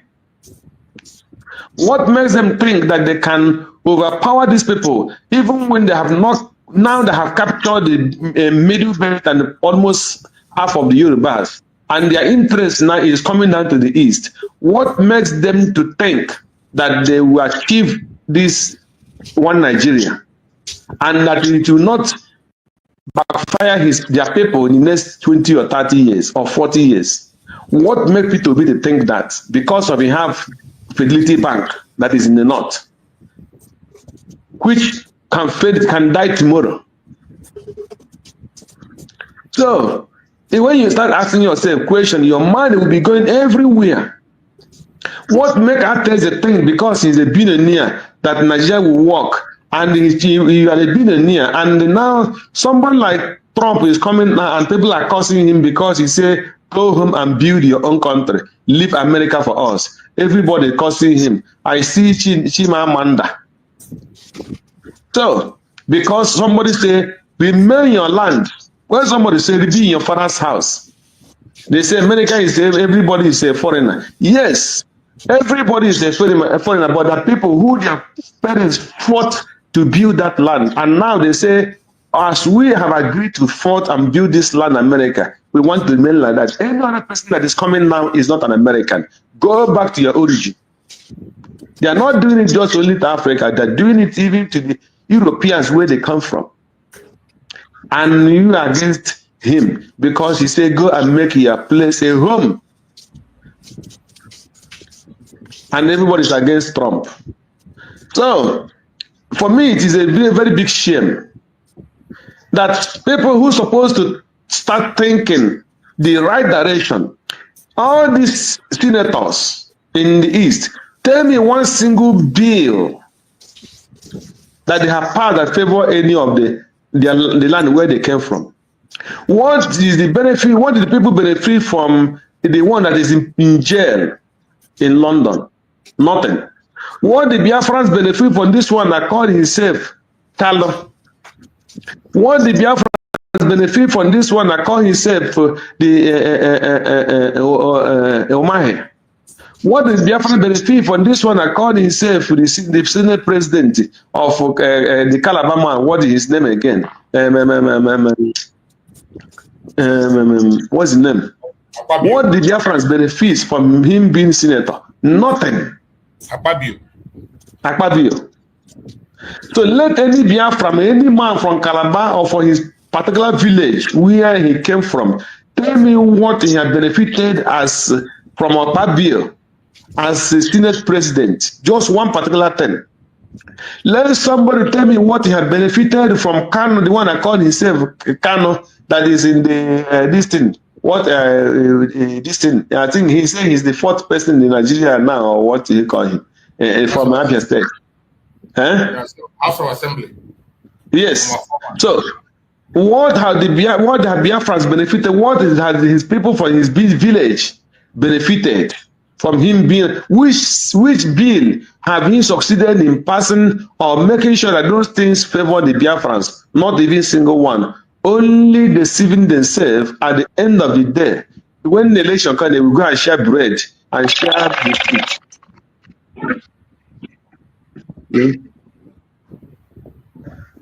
That is what they are benefiting. That is the only thing they benefit.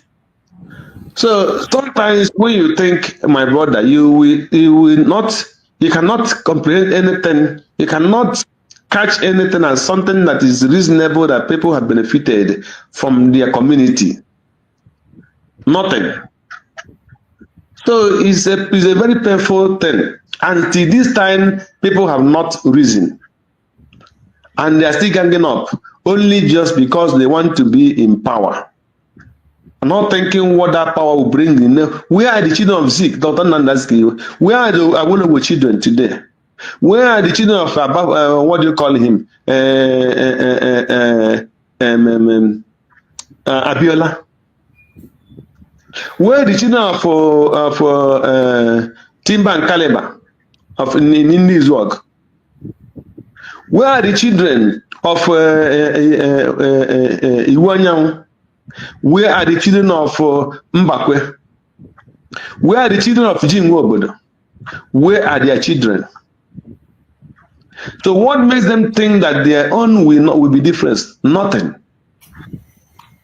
Where are the children of the former governor of all the governors of Delta State and Bende State? They are only children in the old Bende State and Obomedia. Where are their children? Where are the children of all those old politicians? Where are they today? all of them find that the Nigeria cannot work, and none of them are living in Nigeria. They're all living in the Western world, just like as our sister Chimamanda is living in America. Every person that think he made naira dollars want to live in the Western world and be proud that he's living in Europe. That is the only thing that they enjoy in the land that no matter what Chimamanda do today, he is a nigger. Any book he like, let him write. Whatever he like, any $billion of dollars, let him make. He is what he is, or what she is. So why can't people work very hard to go in that land where they will be valued and where they will have respect? And when they come out, they feel at home and feel free and feel original. It is a shame. So what I am at the end of it, why we always think and go back all this back and front and start remembering all these things is because we have something on our hand, what we are fighting for. We are fighting for freedom. And any person that can have anything to change freedom. Freedom is the original life. Freedom is life. Freedom is like a faith you have in your life. Freedom is like the heaven we talk about. Freedom is the only faith you have. If you have everything, you don't have freedom, you are in hell, no matter what. Every man in this place I'm living, majority of them have not crossed even gone out of this land, out of their country here. If you ask him, he say, what do he want to go? Why must he go outside? What am I going there to do? So everything he wants, he have it here. He grow in his village, everything he have is in his village. So what do you want him to go to common France or Belgium to do? You see? So that is how some of them feel, and they feel satisfied. But this one, for us to be satisfied, we will not even satisfied that you call yourself a Nigeria and you don't want to come out from that Nigeria, and you love Nigeria so much. But when they ask you to go to Sokoto and live, you will not want. We want to go and live in America. You want to go and live in when you go and live in America, you want to force them to give you your own rights.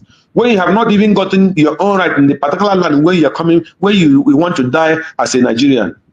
You want German to give you your own right. You want France to give you your own right. You want Britain to give you your own right. You want to get your own human right. When you cannot even have your right from the village where you came from. And you're deceiving yourself. Is that not shame?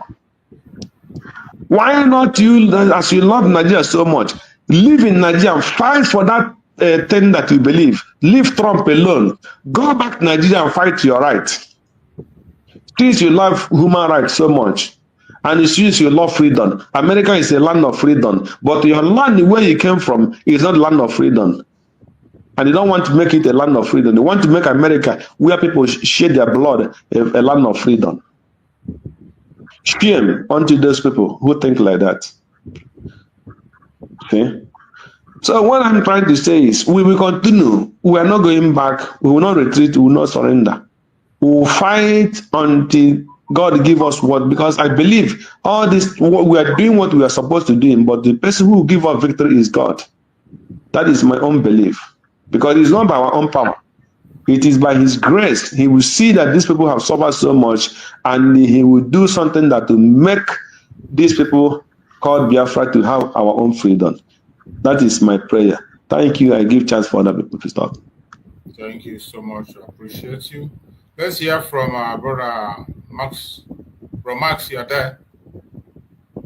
Yes, I'm here. I'm here, sir. Good morning. Good morning to each and every one of you. You're welcome. Nemoches that are here. Oh, I salute each and every one of you for what you are doing. The courage that you have summoned in order to continue to hold so high, the belief that we cannot do anything as long as we are under the zoo. But that is the reason why freedom is inevitable. Biafra is inevitable, and that is the reason why all of us are doing what we are doing in our only two ways. I thank God for each and every one of you. Those in the comment section, OC Incorporated, and the rest of you that are there, I love you all, and may Chukwu Kikabiama continue to strengthen and protect you and provide for you. Keep you safe anywhere you are, whether in the diaspora or in the homeland. May Chukwu Kikabiama continue to hold on to us until Biafra is officially and internationally recognized. Mazu Chicks, I just want to look at what the title. Before I go there is a breaking news in Ghana here. I do not know the habit. This I don't care, having the temerity to flout laws has happened in Ghana here too by one Nigerian they call Ben Peters. I don't know if some of you know Ben Peters. I think he's from South or thereabout. If there is anything like South, Bini also. He's the one that owns a business tycoon that owns Etio company. He's into gas, mining and everything. He has companies right across Africa. I think close to about 15 or 20 African countries, including Ghana. He was the one that was given the contract to collect COVID-19 that we are crying today in Ghana here, that we did not see anything to it. We were charged to so much and they pay us so little. So little. If you are coming to Ghana that time from there during the COVID, there is a levy you pay. I think it was about $100. $100, that is what you pay as at that time to come. It is that man, Ben Peters. This man went and took laws into his hands simply because the estate that you are living, the estate manager did not give you the keys on time. You form your own big time security marshals. They are like marshals. They operate secretly like the police in Ghana here. They have police, escort, bike. Hefty guys, according to the description that they were issuing, I think about 16 hours ago. Blocked the public road with arms. To the extent when the police, Ghana police is always, they are very, very civil in everything they do. They went to this guy, they spoke to this guy refused to budge. They have to call for enforcement. If not, they even threaten to shoot at them. This is what Nigerians are doing in Ghana. Some of them, very horrible, Nigerians. Some of them, not all of them.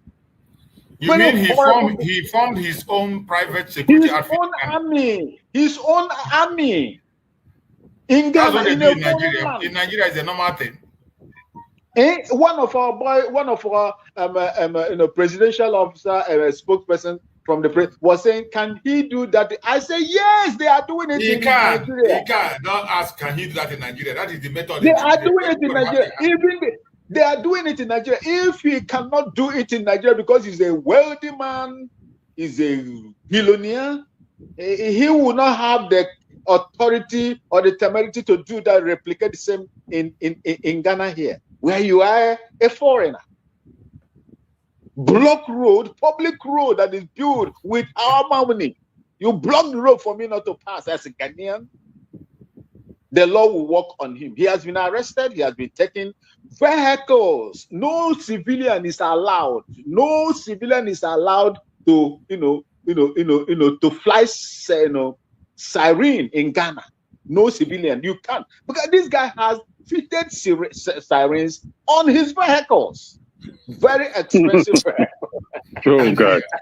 Yeah. In fact, according to how they were describing it, if he is coming, you would think that it's a police officer or the president or deputy is coming. Apart from the president and the vice president, no one else. The ambulances, the fire service, these are the people right now that are authorized to go on siren. But this guy most of his cars were fitted with sirens. And what did they call it? Is it the police floodlights? That's what they do in Nigeria. In Nigeria, it's normal for them now. Zoo mindset. Exactly. That is the mentality of average billionaire in Nigeria. Just look at what that Carlo, is it the Speaker of the House of Representatives, when he went and made that stupid comment in my mother's hometown. He said he was bragging now. I am number 4th, most powerful man in Nigeria. Isn't that what he said? That idiotic Carlo. That was what he said. You see, this is we in Ghana, unless we don't find you. If we find you, you will answer for it. Here, nobody is above the law. Even the president is under the constitution. The president of Ghana cannot make incendiary or inflammatory comments on any tribe in this country without being rebuked. We can't even do it. But in Nigeria, everything goes. A country where pythons swallow money, all lies. Even the foundation, the name alone is a lie. And that is the reason why they behave the way they behave. The reason why every reasonable Biafran or those that want to opt out must, intensify their energy in order to leave that contraction called Nigeria. Anyway, that's that.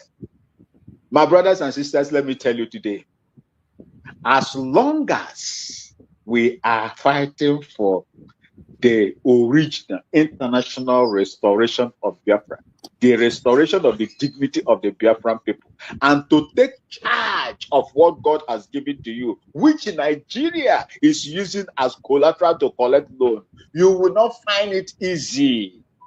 Bear that in mind. They will not. They will do everything within their powers to stop us. That is that. Because you cannot be fighting against this evil Nigeria and think that they will allow us to go, just like that, without putting up a fight. They will put up a fight. And the fight is what they are putting. They are buying us. They are arresting us. They are dealing with us in any manner they can, such that we will just back down. They tried it in Wazirike. It partially worked for them. But luckily, Mazen Nnamdi Kanu was there to pick up the baton. They want to replicate the same plan on Mazen Nnamdi Kanu. Simon Ekpa was there to pick up the baton. They tried it on Simon Ekpa too. Dr. Ngozi Arabeze and the other ones that are doing their own are there to pick the baton again. If not that these people that are on the other side all the time, instead of them to speak something reasonable, is attack, attack, attack, attack, and name calling. That is what I hate. I hate about them. Since you cannot agree with what Dr. Ngozi Arabeze is doing, why can't you follow your own course?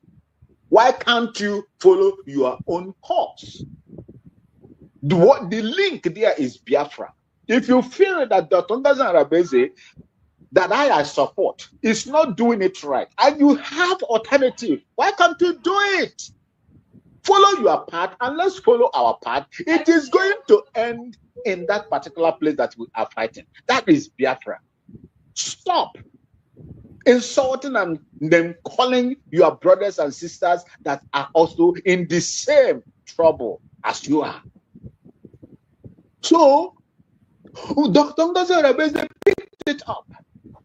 I'm here today on the 29th of November 2024, with all of you in support of you all, she declared in Finland the Republic of the United States of Biafra. And that is where we are today. And all the necessary, the background activities that are going on, I believe that she is equal to the task. And I hope to see also that good news when that office in Washington, D.C. will be inaugurated. I wish that America would give me visa to go. I would have also participated to go and witness that, that event. The meetings, the diplomatic meetings, and everything that she is doing that I am not privy to. I believe that is what she is doing. I don't even need her to come out. She has adjutants, ministers that can represent her in any way. Because ndị Igbo si na nwa nkịta adịrị mma ivu nsị akpụ ntị abụọ. Ahafuru ofu onye ụwa, ụwa anyị gbuo ya hụ.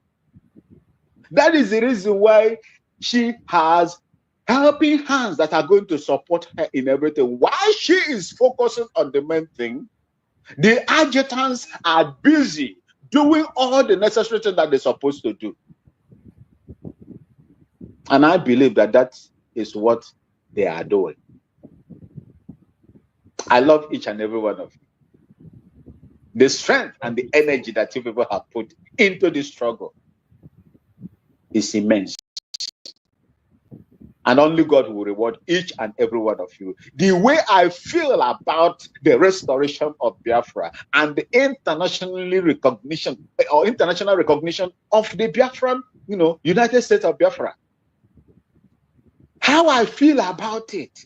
If it comes today by the grace of God, you will see the joy and the joy and happiness that I will express will know no bounds.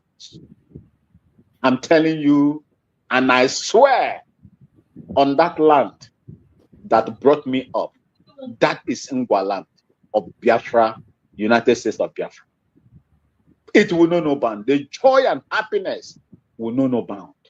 Because when I begin to, how do you people flash back what I saw and what I read, Mazu Chips and all of you that are listening to me, especially in the military. Eyewitnesses from 63 enemies that fought that war against the Biafran people. I weep.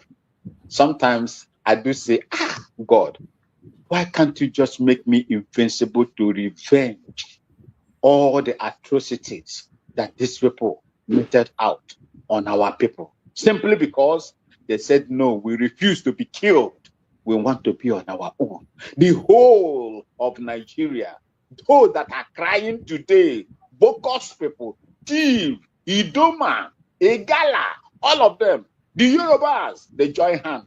All of them, the Nupes, the Waris, the tired people of Southern Kaduna that I also pitied. I supported as well. I tried to protect, but the corrupt system did not allow me to do that. All of them joined hand. The Kanuris, the Gwaris, the Biron, Lantang, and the rest of them. All of you joined hand to destroy as much as you could as at that time. Today, in Bokos, they are dealing with you.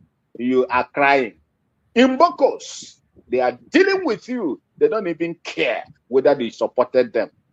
When they were deceiving you, we are Hausa Fulani. You thought that they were, they meant good for you. You don't know that they were using Takia against you. And at the time, when they accomplished all that they wanted to do, today, look at you. They are Fulani first before Nigeria. And you are paying the price as we speak. Look at how they are dealing with you in a country where you call your own. I have never seen, if a policeman do this to a citizen of Ghana, There will be probe. And you, if they find you culpable, that police officer will be interdicted and prosecuted.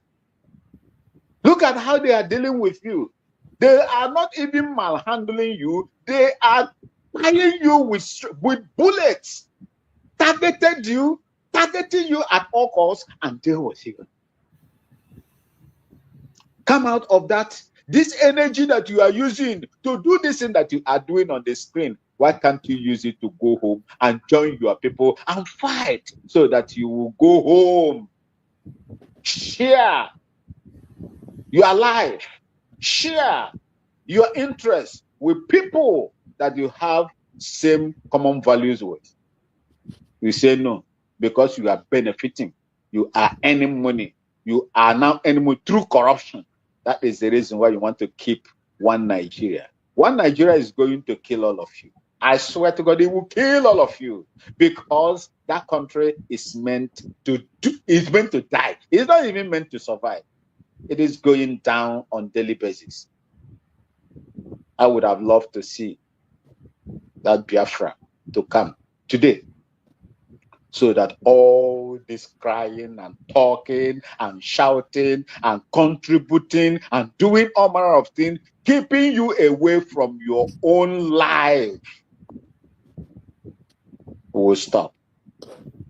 So that what we have to think about is how to develop that new nation called United States of Biafra. Look at them. Law enforcement officers that are supposed to be neutral, they are there. I was watching one of my brother, our sister platform as well, Mazo Kocha. He is also trying. I was watching him. Look at what they are doing to them. And I'm using this opportunity. Any Edo State person that is here, I heard that their vigilantes has been disarmed in Kebbi State on Sunday morning or evening. The Lakurawa killed, is it 13 or 16 vigilante officials in Kebbi State? Kebbi, yeah, in Kebbi. After they disarmed them too. Yeah. After they disarmed them too, they left them open, left them at the mercy of the terrorists called Lakurawa. And they came in. According to what I heard, according to what I read from Sahara and from Mazo Kocha, say they got the wings of their coming, and they lay ambush for them and chase them, not knowing that these people have already surrounded them, because they had a backup. The first people that entered there that this vigilante attacked and chased away were just an elite force, what they call point sections. These are the ones they just sent. But the main body is right there behind them. Immediately they just ran inside. Then these people will now return fire and open fire on these people. On the spot, according to them, 13 people died. 6 or 7 bodies were recovered. The other one, they cannot account for them. That is what we have to go through. Nobody knows how many of these people are in our forest as we speak. Nobody knows whether they have surrounded our land, our forest, while our governors are there sleeping. I use this opportunity. The Biafran people, young men and women, those that are very, very strong, there is nobody that is going to defend your community more than you are. That is your land, and you command the territory. A civilian, a stranger cannot just walk into your community and overpower you the way they are doing, or the way they want to do. It is your duty to protect your land. Protect yourself first before you have to protect another people. I thank you so much, Mazuchu, for giving me this opportunity. I hear it. Thank you so much. I appreciate you for that amazing contribution. Let's hear from Akonya Wetere. Go ahead and speak to us. Yes, good afternoon. You're welcome. So they are doing protests in Nigeria. So each time they want to do protest, without they've called the protest off. The government will tell the telecom to be tampering with the network. I don't know if they've called the protest off, but the unstable network, I'm just telling you that is the reason why my network has not been stable since yesterday. Okay. So, like I was saying yesterday, good morning, everyone in the house. Like I was saying yesterday, before network chased me away, there's one saying that society prepares a crime and some potential people commit it. Nigeria that we are in today, that we said we are no more, many of our people are the reason why this struggle is still dragging. Each time I personally say to calculate what is happening today and trace it back to where we started from when they arrested our leader, Marginalization, I will be of the opinion, if we say all these guys are thinking are right, for the sake of what DOS did during the arrest of our leader, Marginalization, that they were supposed to swallow their pride and say, let us not repeat this thing again. But because majority of them don't even want the Biafra to come, they are aiding the crime that the society is preparing. And those people that are their leaders are committing the crime. Let's assume that the hand of clock will be rolled back. That today is that 29th November of year 2024. That we redeclare Biafra. And let's play it back. That this guy, even though you are paying, maybe as a result of you not being among the cabinet, the newly selected or elected cabinet, or you don't like Ngozi to be the leader. But because of our mutual purpose, which is to get Biafra, you now reach out to people, call out some people behind the public and iron things out, not coming the way you people started. Postponement of fundraising. From postponement of fundraising, that we are calling for accountability. From accountability, you guys dive into Tata. That Tata did not say you will dissolve this, you will dissolve that, you will elect this, you will elect that. From there, you people metamorphosize into insult and calling of names.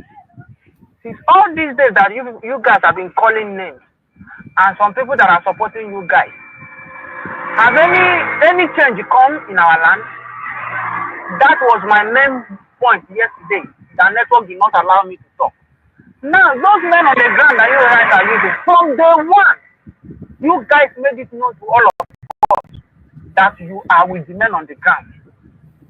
And from that day one, me that have been following Simon, there was a time Simon said that all the things, all the materials that our so-called army used to work, used to show us, used to carry out the operation, that he bought it from the scratch. And each time these men parade, do some of their training, we see all of them fully armed. My question still remains: did Finland send emissary that came and collect all those things when they arrested Simon? Nothing is happening. That is the reason why I say that our people are the ones not wanting the coming of Biafra. Because if our people indeed want the coming of Biafra, if all these factions will not be, Do you know how many factions we have now? We have the faction of DOS. We have the faction of Uchemefo. We have the faction of Madam Nenna, the one that have the account of IPO. Inside the US, we still have the faction of that one in Italy, that is living as in Italy. That say is the AMP have been at work. That they are not in support of DOS, they are not in support of Uchemefo, that they are on their own. There you have like 4 factions, and they have followers. You now come to Simon now. We now have like, let me say, well-known faction now in Syria. We have the faction of Bigotry. We have our own government. We now have the people that say they are standing for the truth. We have the faction of the Seers and those and the Biafra Unite. And in all these factions, they have followers. Let us remember that and the men on the ground, they kept quiet. So many people, they kept quiet. And you are telling me that we are sensitive. I would say if anybody like say that what I'm saying is out of point. You must take here major chunk of our people before the Gafron it made sense. During 1967, what that is happening today did not even 1% of it did not happen because during 1967, today I am not on easy.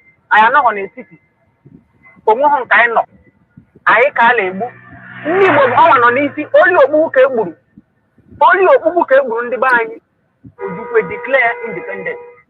Now I am not on the isi onwe ha ebe anyị nọ onwe ha opinion anyị nwere a na-egbu anyị since that time to today. Still ndị nọ nọ na ndị nọ nọ nwere ihe ọ na-egwe m iwe. That is why I'm reacting this way, because we are the one preparing the crime, and all these few individuals and now committing it free and fair going. Just as what our brother said, Uncle Mark, that if they say this group, as you did not align with Ngozi, now you are on your own. You now know that the reason why you are in this group is because of Biafra. And you now talk about something that pertains to Biafra, preach to your own followers. What the reason why you don't want to be in Nigeria, what you have in plan to do, it will be clearly understood. But now, since all of you go back, since all of you deviate, push the postponement of fundraising, data, whatever you push, and you saw that it did not move on.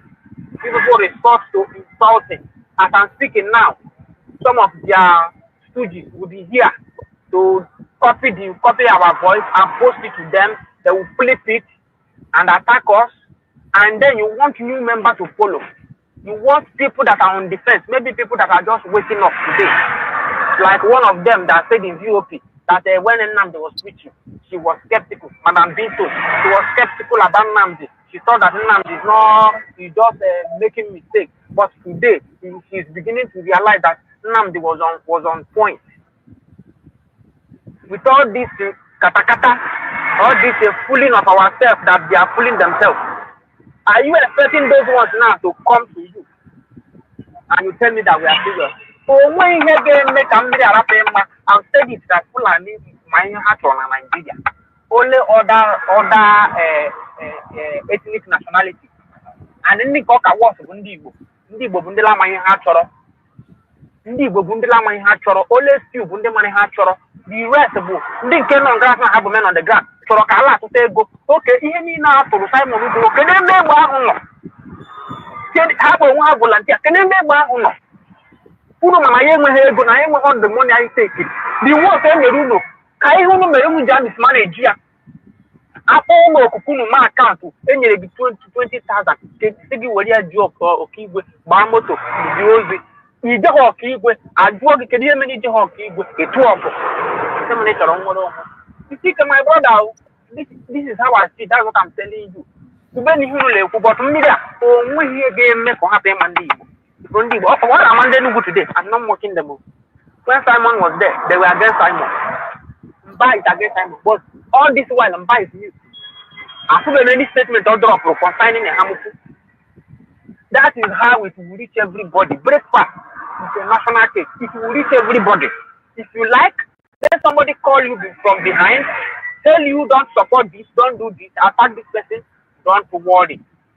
If you tell Gowon that he will be crying today, okay, have they said anything? No. What is happening in Benue, in all these places that my brother mentioned, it will still happen in Igbo land. You see all this sabotage. Onye kwuru otu ọgụ, onye kwuru otu ọgụ, onye kwuru otu ọgụ. Oge nke the beyond na bụ copycat. Start from ya la field. Ole me press up na ya na akwado onwe ya both mentally and this. Let them continue. Ndị la support ya, support where na ya. Ị ga-anọ lekele Maria, ndị Fulani ejupụta like Gracia. Kwụọ ga-akwụ. Ofu onye ahụ gbapụrụ mgbe ihe na ihe otiti na-eti Job. Ofu onye ga-agbapụkwa bịa kọọ ka o siri mee. Then ndị nọzi that time amụrụ akọ. This is all I have to say. If they like it, let them take it. Thank you. If they don't like it, let them insult me. But let them keep creating factions. Have Fulani created faction? They did not create faction. Rather, when they will call their brother will come. Ask me how they managed to do it. If you go against them, being their brother, they will be the first person to lynch you, kill you. When they get you out of their way, the rest will take it as a deterrent measure. But our people is all about talking. Think that woman on the ground. Have to go no over that the woman all do this. And all the last say go when you can you have 20,000. Often now, yeah, I want you for that people go when you can send it just as our COS send it. 4 million. Instead of 4 million, here, you are there for Tarabona, and you can't the bank now, you have the right channel. But the channel, the Coco Biafra. The channel is one of them now. We don't know. Thank you, my brother. That's the little thing I want to say. Thank you. My fellow Biafrans that are watching, every one of us must stay focused. We must not get distracted. Do not get distracted. In this very situation that we are in now, a lot of challenges is going to come up. A lot of obstacles are going to be there.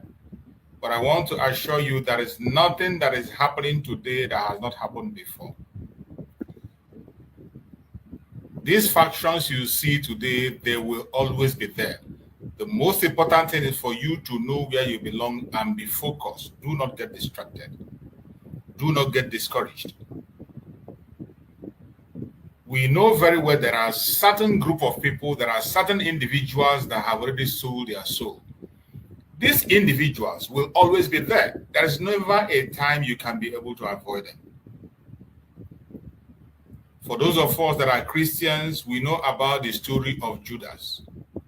Christ had only 12 apostles. These 12 apostles, he knows them by their name. He can see them. They can see him. They're almost with him 24/7. And yet, somebody was still able in their midst to betray him. You can imagine. You are with somebody that knows all things, sees all things. Do you know that even in this present day, even when you are working under a very strong prophet, that you know that this person is a prophet, you'll be scared of doing certain things. There are certain things you will not plan. You can't even, because you know before you plan, he will know. But look at Christ, that Christians believe about who he is. Yet, only 12 people that was with him, that sat with him, he ate with them, they know him. He's almost with them 24/7. One still had the gut to betray. You can imagine, in 80 million people, more than 80 million people you have as Biafrans, do you know how many Judas you have in that 80 million? These people will always be there. And when you look at other people that have passed this road that we passed through, that is why I say you don't have to get distracted. Even when the South Africans were fighting for their freedom, there were different sections, different factions. Most of us are students of history. Go and check. There are different factions. In other countries that fought, these factions will always be there. But we know there are people who are mandated by the people, who has that mandate from the people to do what they are doing. In the case of South Africa, ANC was in the front line. And whenever a call was to be made, they would be the one to be called. But they did not stop other factions from operating. These differences and fractions will always be there. But what you have to do, you yourself as a human being, is to make sure that you are on the right path. And I want you to know that every one of us have a role in history to perform. Every single one of us have a role to play in the history of Biafra. But the difference is, which area are you playing your own role? Are you playing your own role in the positive side or on the negative side? There are people that are going to be on that negative side. You cannot escape it. They will always be there. And there are people who will be playing their role. Their name will be written on the positive side. That is why when the history of Biafra is written today, you are going to mention our eternal leader, Dim Odumogojuku. You cannot complete it without mentioning Owazirike. Uchemefo will be mentioned. And some other people that you saw today hanging here and there, they will be mentioned. Our supreme leader, Mazen Nandekano, will be mentioned. Even this man, what is he called? This one, this is Niger, this one is Niger, whatever. That's even Osare Dokubo will be mentioned. His story will come in. Tony Nadi name will be mentioned. Our Prime Minister, Mazi Samuel, will be mentioned. And Dr. Ngozi Orebe's name will come there. So many of us that are speaking today, when the discussion comes up, our name will be mentioned. But the difference is on what stance are you going to be mentioned? How are you going to be remembered in that very mentioning of your name? Today, every one of you know how we remember. Once you are in a program that has to do with Biafra and you mention Owazirike, there is something that comes to the mind of the Biafrans. When you mention Uchemefo, there is something that comes to our mind. And that same thing will go to history when it's written. These people will always be there. But my joy is that they are a handful of people. Just like as you have the group of politicians, few of them that are not even up to 1%, controlling the zoo and forcing the agenda of the British upon the people, whether they like it or not. Handful of people that are not even up to 1%, forcing that agenda. The same thing is what you are seeing in this very restriction paper, and they will always be there. You cannot. They will always be there. But those of us who knows what we want, we have to remain focused and do not get distracted. It does not matter what they do. Even if it is your brother, your sister, your benefactor, you see that this person has steps aside. He's no longer on the path. Don't say because, oh, it is Mr. Mazi Chuk, I used to go to his platform and I speak in that platform. For that, I will not be able to, I will follow him no matter what it is. He's right. It is a lie. When I go wrong, please go and look for a platform where you get the right message. Whoever it is, once your brother, your sister, your mother steps aside, please continue the race. Everyone of us remember. Make sure you are remembered on the positive side. Do not get discouraged. Do not get discouraged. Don't. These people, these infiltrators will always be there. Go ahead, my brother Max. I'm seeing your hand. Go ahead. You see, Mazi Chooks, to add up to what you are saying, yes, Christ is our Savior. He knew that thing Judas was going to do will happen because it was prophesied. Do you know the caveat there that is very, very dangerous? The same Bible said that woe unto that person through whom the prophecy will be fulfilled. The Bible says it's better that that person is not born. You see, when you look at the saboteurs during Dim, let Chukwemeka or Dimegbojuku, look at them today. What is their condition? What is the condition of their family? Just like my brother, is it Craig, was saying earlier on. What is the nature of their family today? Then Nnamdi Azikiwe is the Zik of Africa. He was known even in Ghana here. He was a police officer, a railway police officer in Western region.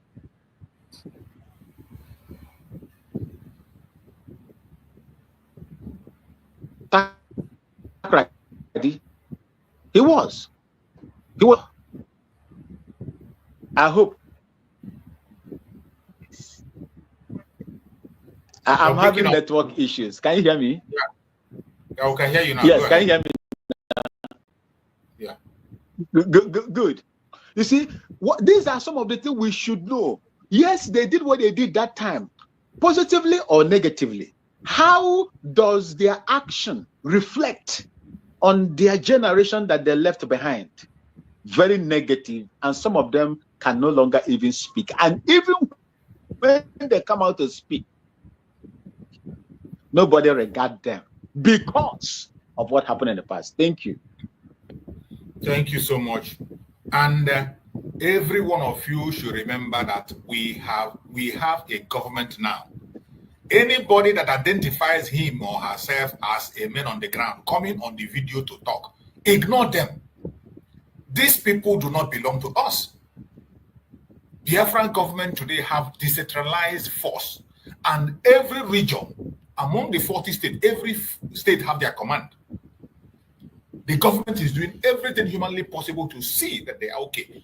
Your responsibility as a Biafran is to walk through the government to reach out to them and provide what they need to defend you. Ignore these people that are parading themselves in the name of men on the ground. What we have is the Liberation Army. And the Liberation Army are doing very, very well under the command of the United States of Biafra that is being led today by Dr. Ngozi Orakwe. It's not a question of maybe. There is no parallel government anywhere. There is only one government that is known. The United States of Biafra government. It is the only government we have. It doesn't need any. If you go and type or check anywhere, you will see United States of Biafra government is led by Dr. Ngozi Orakwe. If anybody have any other organization he or she is running, they should go ahead. It's up to them. It's up to them. We must not lose focus. Don't allow them to drag us and make us be losing focus. We must continue, and I bet you our freedom is guaranteed and very, very short. I see our beloved sister Ojugo came back. Take the mic, Sister Ojugo, and speak to us. Let's hear you out before I play the remaining of the message of our Supreme Damas in Natika. Okay. Thank you so much, Brochus. Yeah, we'll continue to preach that gospel. That is how the gospel of the Bible is being preached, and we didn't know when the Bible was created or wrote, but we still preach it up to today, and we still make reference to it.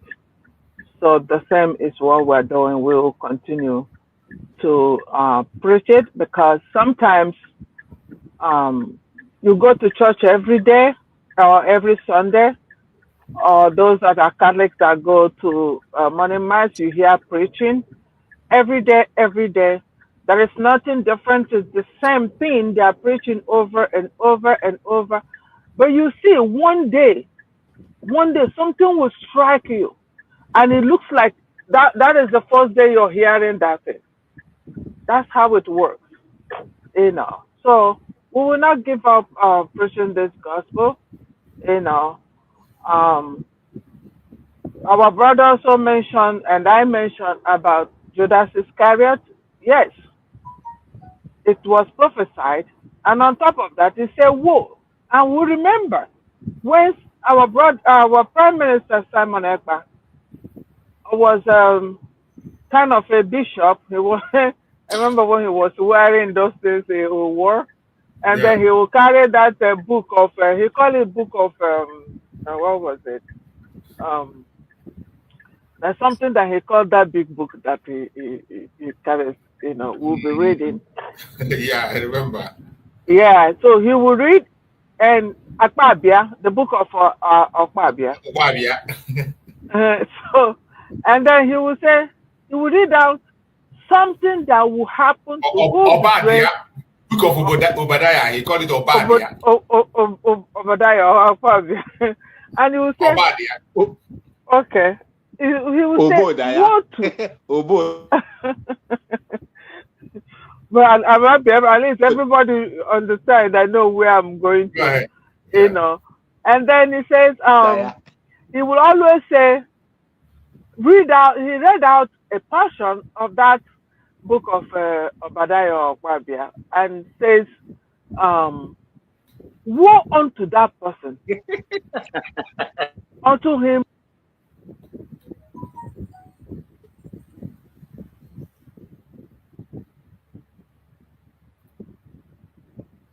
We lost our sister. We can't hear her anymore. Okay, are you able to hear me now? Okay, yeah, we can hear you. Okay. So, you could say that there is nothing evil that goes unpunished in one way or the other. You know. So, our people will continue to fight. It might not happen now, the punishment, but it will happen later. You know. Like we said, all those people that committed evil, how is their name being mentioned? How do we remember them? For good or for evil? And it's for life, for generation. As Azikiwe, we don't know anything right now, about his history, about the children. Where are they? His compound, when you pass that roundabout going to Mpo,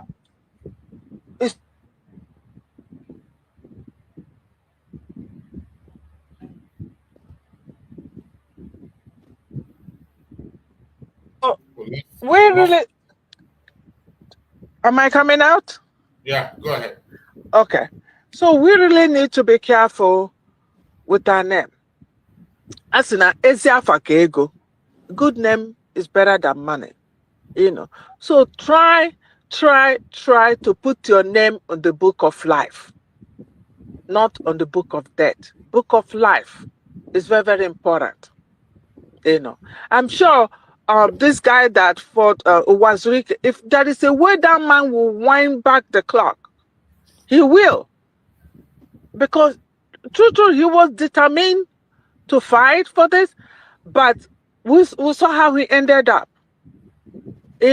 But the one thing with people, you committed a crime, instead of you to make amends, you dump into that crime more by treating our leader Nnamdi Kanu badly because he got up to fight what you are not able to do. So we need to amend our life in a positive way, not negative way. Because that's what a lot of us do. Something happened, instead of you to find a positive way to go, you continue your negative path. And that's a problem. You continue to commit that evil until it is late for you to turn around. The Chika Mary Ike, what book are you writing your name? Evil book. How would history remember you? Evil. The worst human being at the time of Ogenkere. That woman is the worst human being on the social media during this time around. Absolutely. Because whatever evil that is happening with so-called men on ground, she is the root of all evil.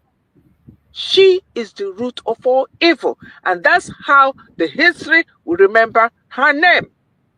A woman of evil.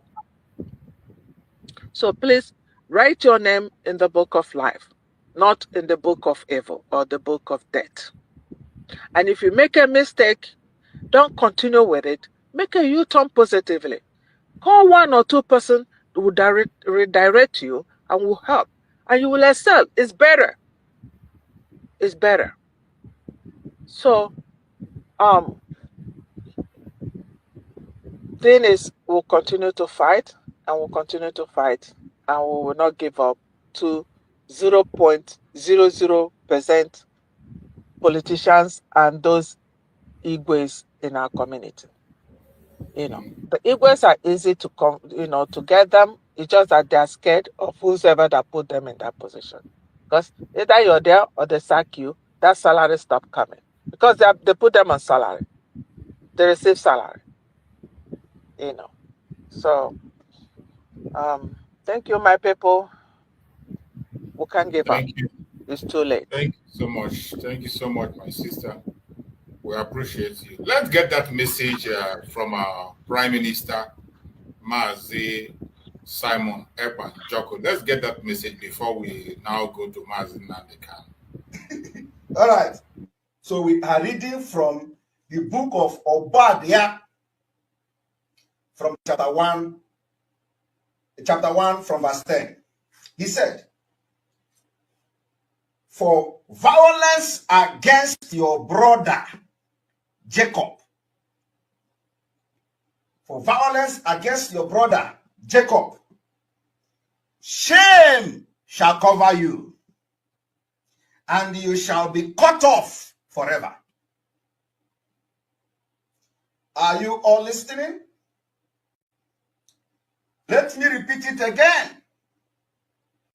The book of Obadiah, chapter 1, verse 10, say, "For violence against your brother Jacob, shame shall cover you, and you shall be cut off forever." All of you have seen the way the people who claim to be fighting for Biafra, you know that this is a special week we are, okay? Mazi Chicks, are you there? What has happened today? Some of them, all the things they have done in the past, they have gone back to it. Is it frozen or is just my own side? They are taking glory. No, I think it's frozen. It's frozen. Even my picture cannot my this thing cannot even show on the main screen. Okay, so it's from church. You mean you're not hearing it? It's No, it was frozen for a particular moment. Really? All right. So we are reading from the book of Obadiah, from chapter 1 from verse 10. He said, "Is it okay now? For violence against your brother Jacob, for violence against your brother Jacob, shame shall cover you, and you shall be cut off forever." Are you all listening? Let me repeat it again. The book of Obadiah, chapter 1, verse 10, say, "For violence against your brother Jacob, shame shall cover you, and you shall be cut off forever." All of you have seen the way the people who claim to be fighting for Biafra, you know that this is a special week we are, okay? What has happened today? Some of them, all the things they have done in the past, they have gone back to it and start taking glory. They are taking glory. After they wage violence against their own brother. Let me read from 11. In this one, go to Nigeria. "In the day that you stood on the other side, in the day that you stood on the other side, in the day that strangers carried captive his forces, when foreigners entered his gate and cast lot for Jerusalem, even you were as one of them." Hey! Are you people following? The book of Obadiah, chapter 1, verse 11, say, "In the day that you stood on the other side, in the day that strangers Strangers, Fulani government and their politicians, strangers carried captive his forces when strangers entered his gate. When strangers entered our land and they cast lots for Jerusalem, even you, the people that claim they are fighting for Biafra, even you were one of them. Even you were one of the strangers. Even you were one of those who have come to carry the forces captive. Shame. Even you were one of them. Where are they? I hope they are. Shame. Even you that claim to be fighting for Biafra. Shame. Shame on them. You sell your brother, you sold your sister. Shame. And you are still ready to sell more. Shame. Even you that claim to be this and that, you claim to be Alpha and Omega. They will be cut off. They will be cut off. What happened to Judas will happen to all of them. It's very I have hope in the word of God. You see, I have hope in the word of God. You see, there is provisions for everything. You see, anything that happens in life, I give it, if God did not allow that to happen, it will not happen. See, you see, the kidnap of Mazen Nnamdi Kanu happened for a reason. For those of us that were listening to Mazen Nnamdi Kanu keenly, I was an ardent listener of Mazen Nnamdi Kanu, and I understood virtually 98% of what he was telling us, what he was telling the world. See, Mazen Nnamdi Kanu opened. He uttered something before the kidnap. He said, I will march to Abuja. I will march to Abuja and I will defeat them. Some people that doesn't have this understanding, the discerning spirit to understand the meaning, they were, which army? Your online army. They thought that Mazen Nnamdi Kanu was going to gather his army with tornadoes, F-16, jet bombers, and all the rest of them, and go to Abuja, not knowing that Mazen Nnamdi Kanu was talking of the legal fight that he is going to fight the Nigerian people. And today, look at it happen. Has it not conquered them to the extent they own nothing? That is nothing whatsoever that they can now raise up against Mazen Nnamdi Kanu, even to send him to court for. Nothing. There is nothing. God has a way of doing it. You see, God prepared Mazen Nnamdi Kanu for this journey. He prepared him and prepared him well for this journey. So the only thing we owe him and the Prime Minister Simon Ekpa is just pastoral prayers, that's all, because God's hand is in them. I listened to a man of God some time ago. I think I sent you the video. He said, fight Simon Ekpa at your own peril. Fight him at your own peril. He has been engulfed by the spirit of freedom. Fight him. Leave him alone. God knows what he is doing in his own head as we speak. Let's just continue to pray for them and continue to work on the blueprints that they have laid. As simple as that. That's the only thing we will do. God will take care of them. Thank you. Thank you. And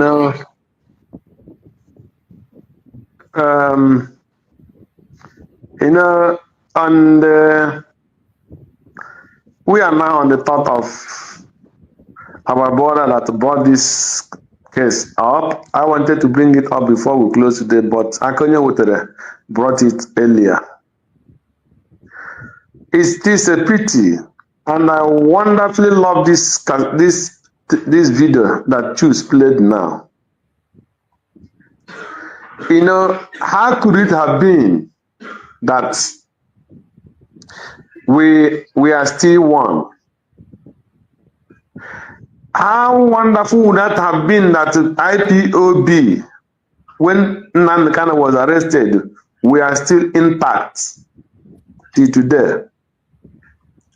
How wonderful would it have been that the government that Mazi Simon Ekpan left, we are still absolutely intact.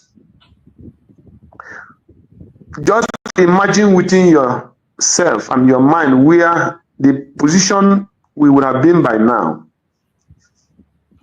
So when Akonye was crying, I definitely know where Akonye was driving to. Look at what is happening. Somebody was posting, we are going to Finland to see him 101. We are going to Finland to see him 101 as an advertisement. It become a program that has to be advertised in the internet and on the radio and the television everywhere. We are going to Finland to see him 101. Then the question comes into my mind. I don't know if the same thing comes to other people's mind. This advertisement, we are going to see in 101. What are they trying to achieve? Why is it so important to advertise seeing in 101? Which point are they going to discuss with him 101? Which message are they taking to him? And what achievement are they going to that place to tell him, since you left since November, either first or second week of November, this is what we have achieved since you left, that will make him rejoice wherever he is and say, yes, what I have put on the ground is very absolutely intact and strong. Or the message they will be going to give him there is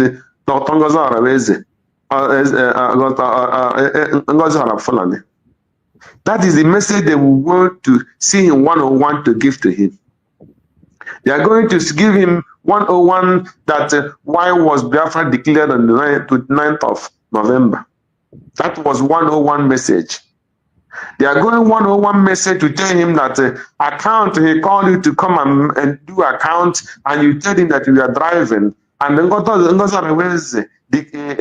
repeat that thing after the Biafra was declared and say, give us that account because you say that Biafra is owing you. That is the message you are going to the prison to give to him. Are you going to in his stress to give him the message that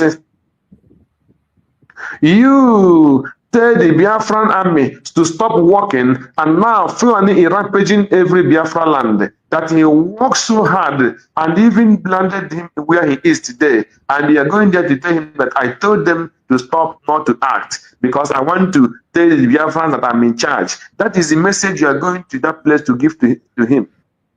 So I want some Biafrans to think and tell me which message these people gave to him 101. As they Brother, say, I can give you that answer. I'm a Biafran. The message they are going to there to confirm is to confirm, or to give to him is to confirm that the what does they call it? That the group that he said, the cabal that he predicted has been confirmed. That's the message they are going to give him. That sorry, that's the message they are going to give him, because when he sees all of them, his mind right away will tell him that this cabal has been formed. Thank you. So, my sister, you know, it hurt my mind that these are the people I think that even as as illiterate I can call myself, and all these professors and the highest advocate of whatever they call themselves, and their levels of education, in their levels of profession and everything, and they did not sit down and read. So the only thing they were advertising to go and see Mazi Simon that suffered so much day and night. He will make broadcast 3-4 times. People were wondering, how did this man sleep? So the message they went there to see him, or if at all, let's assume they went there truly. So the message they went there to tell him is, the Kaaba you predicted, that is what we are today. That Kaaba have succeeded. And he will tell them, thank you very much. What Imam, we are welcome. Thank you, this person. You are welcome. He will embrace them and he will shake them and he will tell them, let them go home and continue with it. Why can people not reason? And the so-called useless woman we are talking about is using it to mock Dr. Ngozi. I don't know where their brain, I don't know how they reason, where their brain always, if something that tamper with their brain, we want to see in 101, we want to see in 101, we want to see in 101, 101 to give him which message and what have he achieved. 101 to tell him that he had driven all the Fulanis. There's no single Fulanis in the Biafra land again. And all the governors, he had driven them, he had taken over Biafra land. What are you going there to tell him? You want to go and tell him that you have destroyed everything that he labored for. And the first message he went, you go and say, if he did not obey Nnamdi Kanu, what makes him think that he will obey him? That is what you want to see in 101 to tell him. He also gave order, do not contact men on ground. Why Isiocha in France contacted men on ground and gave their contact to the Ogenkere, and then they blocked it. So what are they going to tell him? So what are they going to tell him? They are going to tell him that now everybody called the so army of Biafra, and everybody is having his group to say, come and do, doing fundraising for using his name to do mafia business. He will come and he will have to get the platform and he will raise money for army. And the armies are listening to them. That is the message they want to give to him. Shame and shame and shame to those people that did all those rubbish and think that Simon Ekman is not wise. Thank you, my brother. I appreciate you. You see, sometimes what baffles me, why I'm not perturbed about all this nonsense, is that they are talking to people like themselves.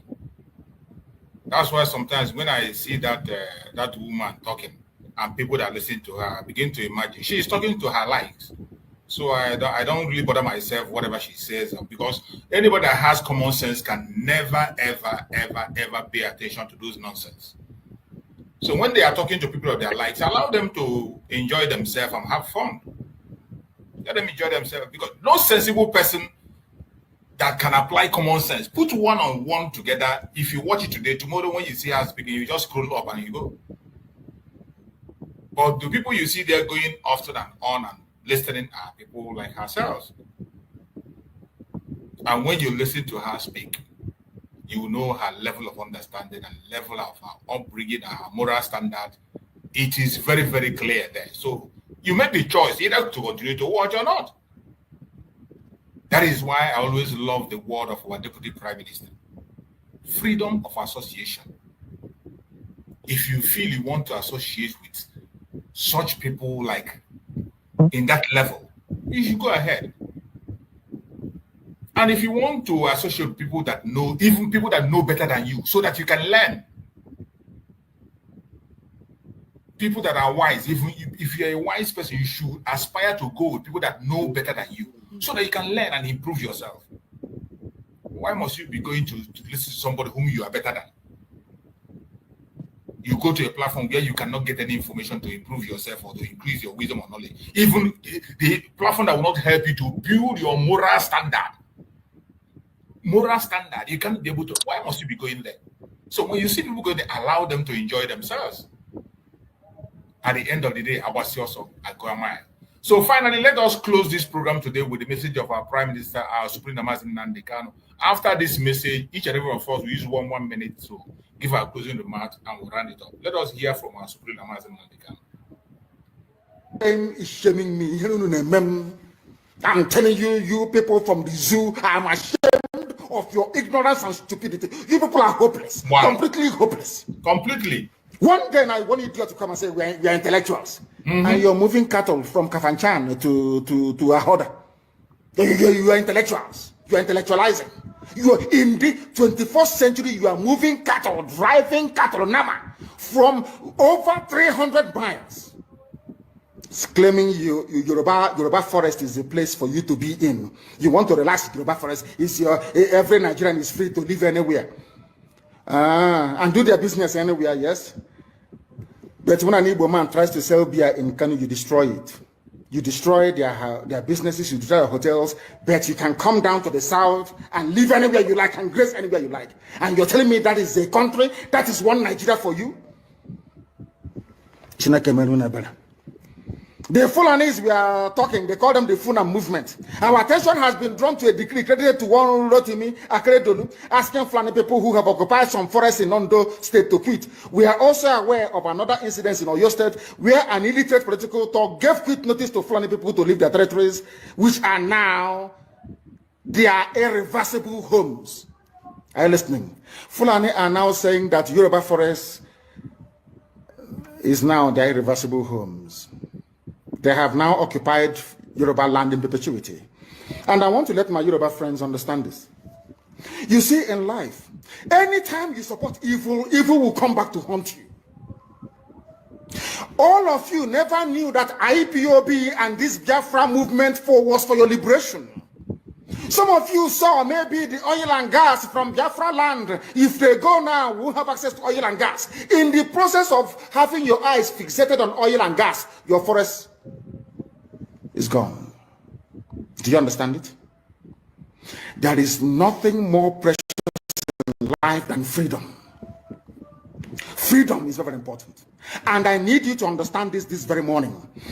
Every Yoruba person supporting Fulani, you are setting up yourself to become like the Hausa people. Remember when Hausa was supporting Fulani? We are Hausa Fulani, we are Hausa Fulani. Where are the Hausa people today? I ask you. Where are those Hausa people today? Do you see them anymore?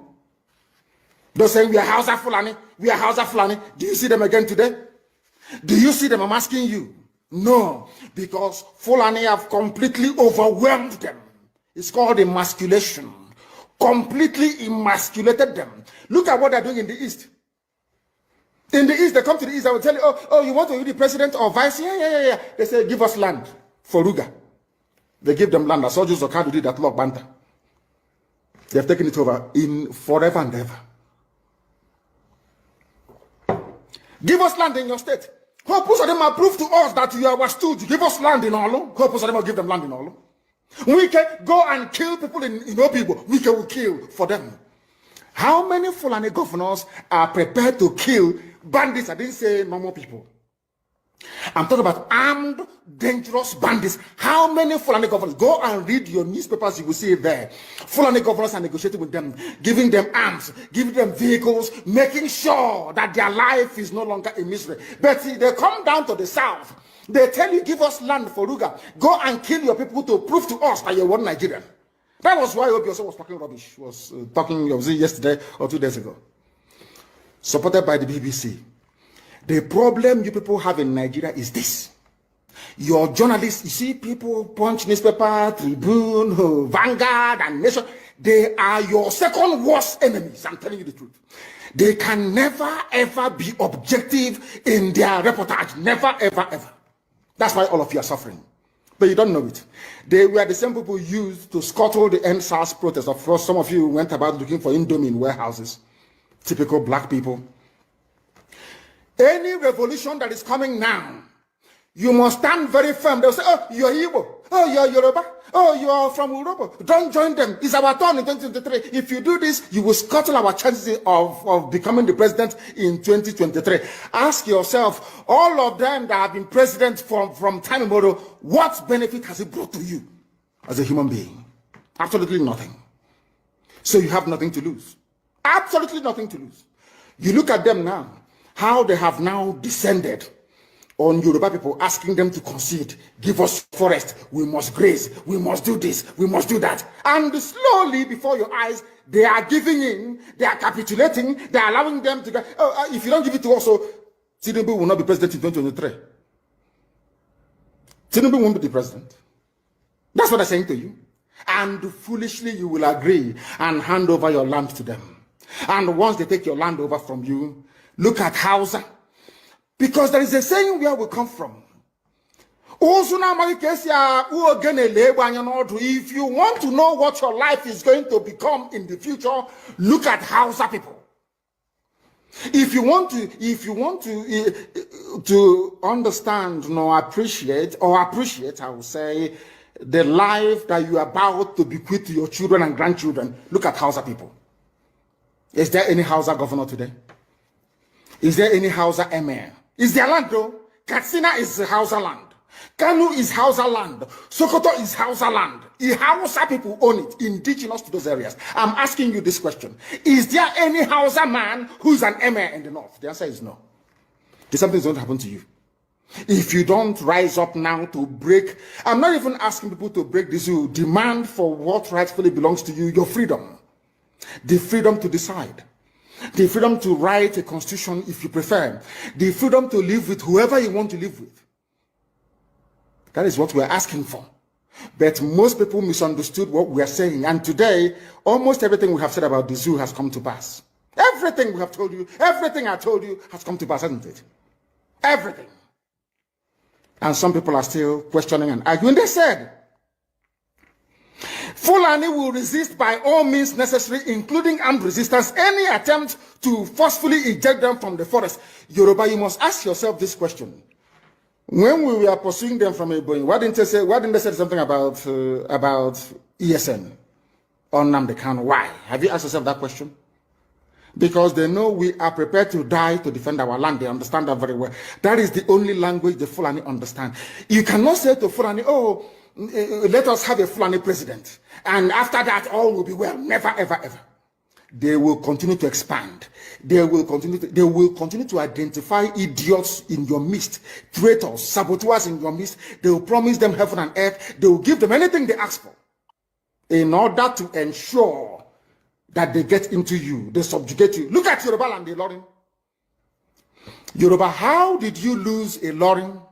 You lost a Ilorin because somebody thought or felt that by aligning himself with what he felt was a superior Fulani force, he can defeat his own people. Afonja, what happened? As a result of that miscalculation, the great Yoruba race lost a Ilorin to Fulani Caliphate. That is why in a Ilorin you have an emir of a Ilorin, not an Oba of a Ilorin, answerable to Sokoto. That is where Lai Muhammad comes from. You can see them. Sokoto slaves in Yoruba land. When I say that, it's not religion. It has nothing to do with religion. It has everything to do with the mentality of a conquered people. Now they have left the Ilorin, having taken a Ilorin and taken it to Sokoto. They now want to come into Oyo. They want to come into Ondo. Once they take over all those places, it's over for the Yoruba race. Over for you. No, never again will anybody rise a man of honor or integrity in Yoruba land. Never ever. It will only be their stooge. Look at what's happening in the East. Only Fulani stooges can now emerge in the East. It took them very many years, nearly 50 years, to accomplish this very simple task of making sure that everybody, be it Ohanese, be it Pandef, be it governor, anybody you're bringing out must come to the north to swear allegiance to the caliphate. All of them, bar none. Is there any political godfather in the East? There is none. They all go to the north to go and swear allegiance to the Janjaweed. That is why our life is in a mess. That is why they can do something like Obiozo and make him the Ohanese President General. In front of our eyes, in front of Korokoro. And what did they bribe? They gave money to BBC. They gave money to all Zoo newspapers. They started to trumpet. Obiozo, Apex Group, Apex. You saw them holding their meeting under a canopy. A ton without shame. A whole Ohanese. Under sand, canopy. Maybe you saw it. Disgraceful and shameful. Talking rubbish. The man looks like a janjaweed anyway. Talking nonsense. These are people they have prepared for you to sell you down the drain. By the time the Fulanis are done with you, believe you me, if you don't rise up now to fight for your freedom, by the time Fulanis are done with you, you'll be more useless than a Hausa peasant doing Babi Allah somewhere in Zaria. That is the future that awaits you. Now, our people must understand this very clearly, especially my Yoruba brothers and sisters. It is about time you stop supporting evil. That evil is in Asorok. That evil is a gang of reprobates calling themselves presidency. The more you keep on supporting evil in the zoo, the more your land will be taken from you. The more your daughters will be raped and abducted, the more your sons will be slaughtered in cold blood. And under one Nigeria, there is nothing you can do about it. Absolutely nothing. Because one idiot that they groomed will rise up and say to you, oh no, it's one Nigeria, there is crime everywhere. Haven't you heard about Zamfara? Haven't you heard about Katsina? There is crime everywhere. That is not the case. The crimes you have in the north, the insecurity you have in the north is as a direct consequence of their own action. They groomed them. Al-Qaeda in the Maghreb, ISIS in West Africa, Boko Haram, Fulani headsmen, bandits, all of them. Who brought them to Nigeria?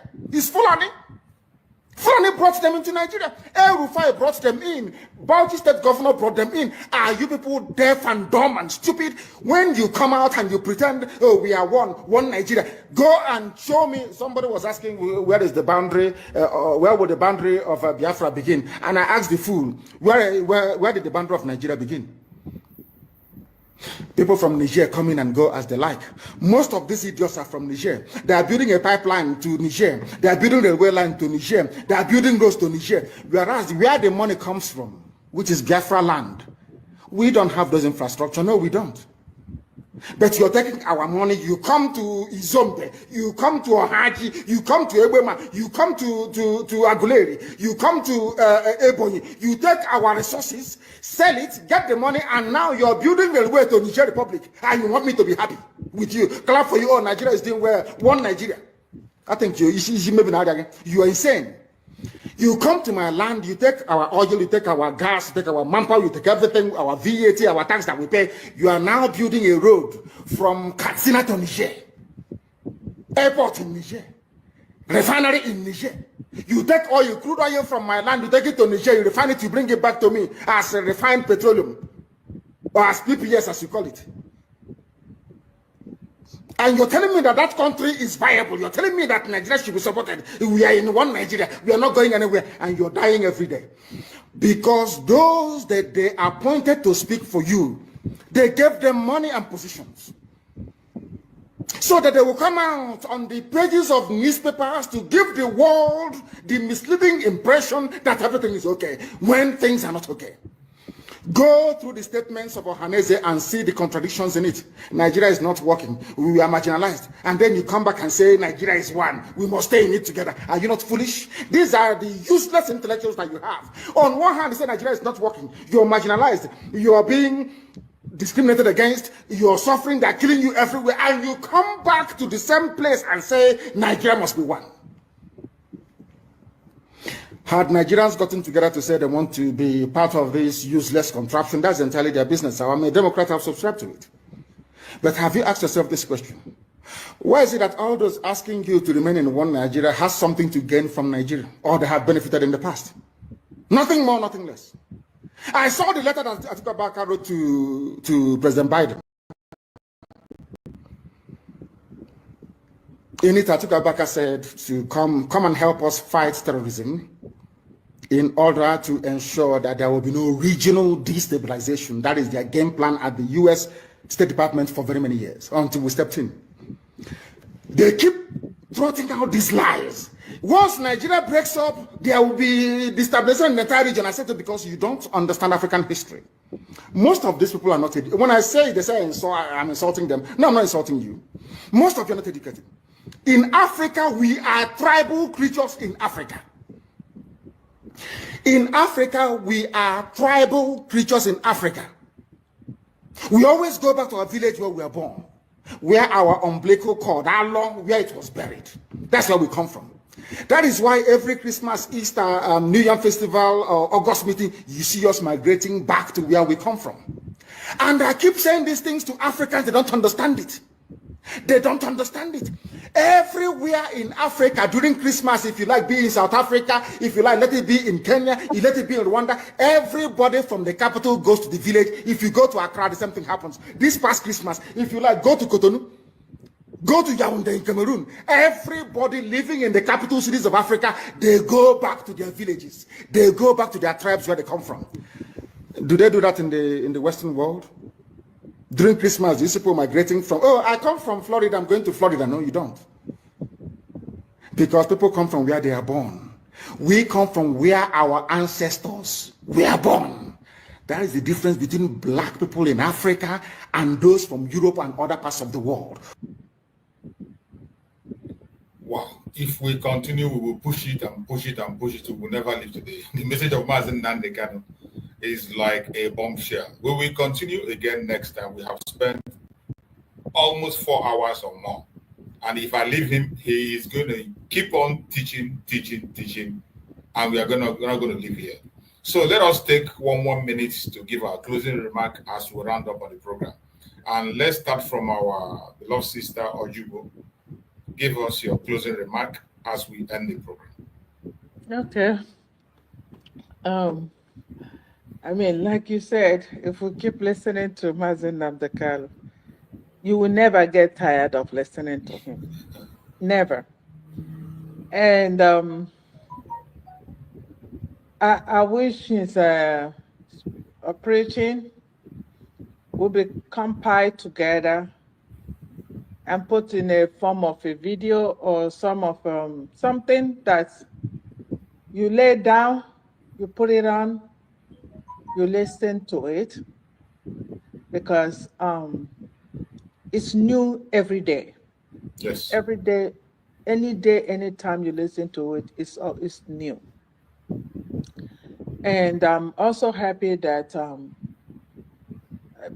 people outside Biafra are now using his preaching now. They are realizing it. And I know those in Edo State, some people lost their life or maybe arrested. But somehow it's also good that something happened in another area outside Biafra land that also awaken people to know that this can happen anywhere, anytime, not just Biafra land, not just Biafra land. We're all gonna get share of this Fulani mayhem if we don't stand up and deal with it. Nigeria is not gonna stand up for us. The government of Nigeria will never stand up for their people. They are the brain behind it. And I'm so sorry for those who, when something happened to them, they are calling this government of Nigeria that they're the ones that brought their killers to them. I don't know how they're saying it, and I don't know how they're reasoning about it. Government, come and save us. Government, come and save us. Which government? Government that parcel this Fulani men down to your area. You're calling to come and save you. I'm so sorry about that. And I think our people, I would say, open your eyes, be awake. When you see something, say something. If you're going to any airport, I don't know here, but most of the airports, you will see a big signboard. If you see something, say something. Please, and that's the only way we can drive these people out of our land. Thank you so much. Thank you so much, my sister. I appreciate you. May Chukwu Okike continue to guide and protect you. Let's hear from our beloved brother Max. Go ahead. Give us a closing remark in 1 minute. Maazị Nnamdi Kanu, ekene m. Simon Ekpa, ekene m gị. Ngozi Orabueze, ekene m gị. United States of Biafra, ekene m gị. Ndị nọ n'ụlọ mana ndị nọ n'obodo ofe mmiri, ekene m unu. Ụmụ Biafra niile, ekene m unu. Chineke nna onye bi n'eluigwe gọzie unu. Ise. Kpuchigide unu. Ise. Mepere unu ụba n'akụ. Ise. Otu unu ga-eji wee lụọ lụtọ Biafra anya. Chineke nna nọnyere anyị niile. Ise. Ise. Ise. Ise. Thank you, Maazị Chuks, for the great job you're doing. Thank you. Thank you. Thank you so much. I appreciate you for that very quick one. Let's hear from our brother Christian. Give us your closing remark as we round up. Okay. Bro Max, afternoon. Well done. Thank you so much for all you do, all your effort. Yeah.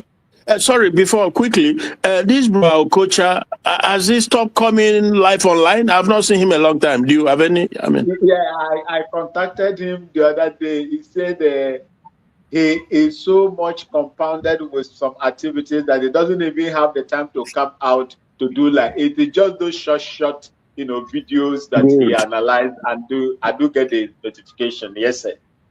All right, thank you so much. Yeah, because he's doing well too on his own part. Now, I just want to. I won't have time to talk about Braconye with her, but it's okay. He has clarified his own point.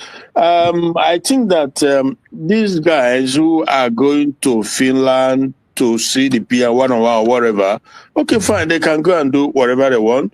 But at the end of the day, I feel like Ngozi Orabueze is on the right path, and she has potential, huge potential, if she can prioritize. And I also think that this May 30th Washington rendezvous might well be the catalyst. It might well be the separation of the wheat from the chaff, because Biafrans are ready to go home. There's no question about that they've demonstrated that they've had it with Nigeria. So it just, like I said, like you say, so all this whole thing, so depending on how the 30th of May appointment goes, it might just be that which people will look back and say, yeah, that we need something substantial, something tangible, something people can look up to and say, yes, that effort that you didn't sit back and wait, because when Maazị Nnamdi Kanu had issue, Simon Ekpa did not sit back and wait and watch. So you keep moving, you keep putting stuff on the ground. So I think, let's just fingers crossed, everything is gonna be fine. Thank you so much, Rachus, and every Biafran. Bye. Thank you so much. We appreciate you for that very contribution that you made. Thank you. We appreciate you. Coach, bro, Greg, let's hear from you. Greg, give us your closing remark in 1 minute. Greg, you're there?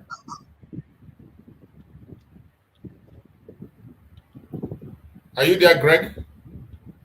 Thank you, Biafrans. Am I not coming out? Okay, go ahead. Okay, yeah, thank you. So I just want to tell Biafrans to be courageous, never listen to any side or whatever these people are doing, because the battle we are fighting is not the battle of the flesh, it is the spiritual one. Honestly, it's a spiritual battle. So, and only by God's grace we can win, because no reasonable man or woman can tell me that he or she is worked with Simon Ekpa for 1 or 2 or 3 years sleeplessly, and this man organized this movement that even Nigerians started being afraid. In Lagos, they were afraid when the Simon Ekpa make a statement and say, if I hear Piam, I will march Lagos. And everywhere become cold, like cold ice water. And the Musa was afraid of the Biafra army in every corner of Biafra land. And all of a sudden, one man said, I am Ogen Kere. Everything Simon Ekpa walked, I will stop it under 1 minute. And he did it. And people are still following him to today, turning things around against the woman that stand and say, what Simon Ekpa fought for 3 years, I will not let it go down. They are using propaganda and lie from first day to today.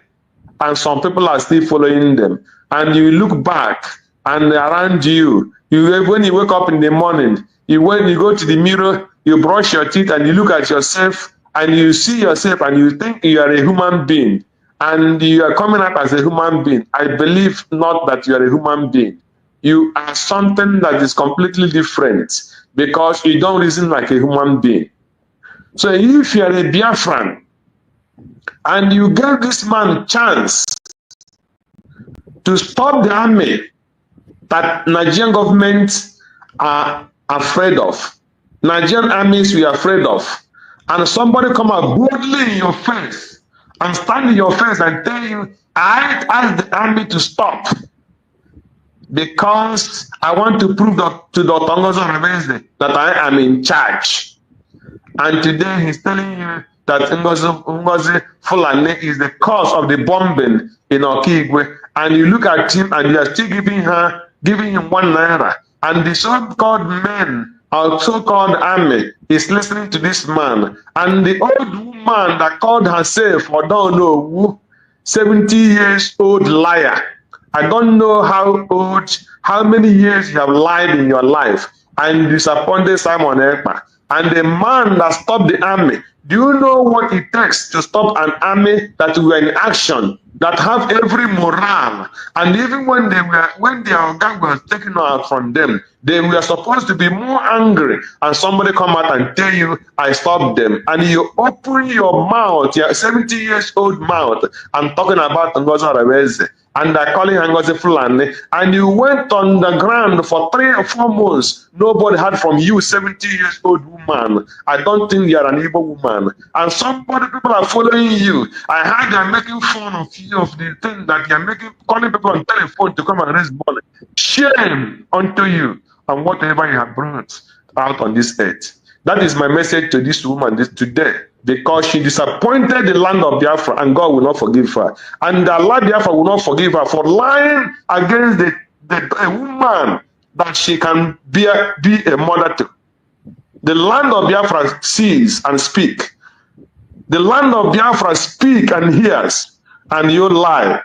And that land will be a witness to all the lies that this woman, 70 years old woman, is lying against a daughter of Biafra.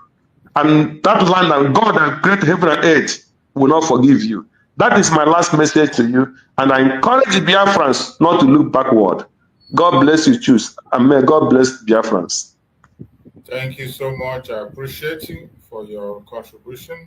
Coach, give us your closing remark as we round up. Give us your closing remark, Coach, in 1 minute. Yes.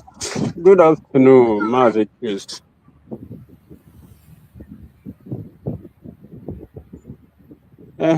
What I wanted to tell Biafra is this. First of all, these people the individual that said they want to go and meet Mazi Simon Ekpa one-on-one, what is their reply? I mean, what Mazi Simon Ekpa told them? From my own view, we all know that every blessed week, that all these people know manage to bring many strategy. They use meeting with Mazi Simon Ekpa one-on-one. That is what they used last week. And what Mazi Simon Ekpa tell them they were going to bring you this speech. And what Mazi Simon told them, we all, both people that are following them, the people that are following them, they should be expecting AI voice or AI video. If they didn't know, they should know that one now. Because the first one that they bring, that one didn't work for them. Then they are preparing to bring on that one. Another thing again, this woman in France, the very day that I know that this woman is out of the track, that is exactly that he come out. He said that he wanted to create history for herself. And that history that he wanted to create, that she's the first woman that our DPM give suspension. And that history that he's talking about that he wanted to create for herself. Then me personally, because one of our brothers said that they were going to put a status in Nigeria, not in Biafra land. I'm moving it as a motion today that our status that he's talking about, they're going to build that status, but building that status, they're going to turn it upside down so that our leg is going to be on top, then our head is going to be on the floor. So that if our grandchildren come out tomorrow, ask, what does this woman do that they made Biafrans to do this thing to her? They're going to, that is when evil deed will be coming to her. That is when the Biafra is going to tell her grandchildren, this is what and what that your grandmother did. That's what I want to say. Thank you, Madam, for the good work that you have been doing for Biafrans. And I pray that good Lord will continue to strengthen you and strengthen the whole cabinet member and Dr. Ngozi Olabeze as well. The good Lord will continue to strengthen you people. Thank you. Thank you. I appreciate you. Thank you for your daily contribution. You're always here with me on this program. I appreciate you, coaches. Thank you so much. We go to finally to Akonyo Wetere. Hit it up as fast as you can in 2 minutes. Akonyo Wetere, you there? Thank you very much. I will say two things. One is this May 30. I'm appealing to every Biafrans that has the opportunity, the without to be in US. Let them grace that ceremony, that celebration of our fallen heroes. Let them be there. It will send signal to drop government. That's my number one appeal. My second attention is our government now have media, as in a channel on YouTube. So I'm suggesting if that channel, the handler should be making that channel, maybe let it be 24, maybe 20 hours, let it be online. And all the USB media personnel, maybe they should draw a roster kind of program. Depending on your time zone, the handler of that channel will bring you. As you are bringing us in, you just come, you speak. Apart from your program, you have your confidence. It might not be up to 1 hour. It might be maybe 30 minutes, 24, 20 minutes. You just come, you talk. It will be media that is owned, as it is a media that is owned by the government. Less law to be given, not that you be consecrate on what you say, but when they partition the time, you will know that maybe on social day I'll be coming there. When I am coming there, you prepare your message for yourself. Government should not tell you what to speak on. But whatever you speak on that place, all this analysis of our left hand.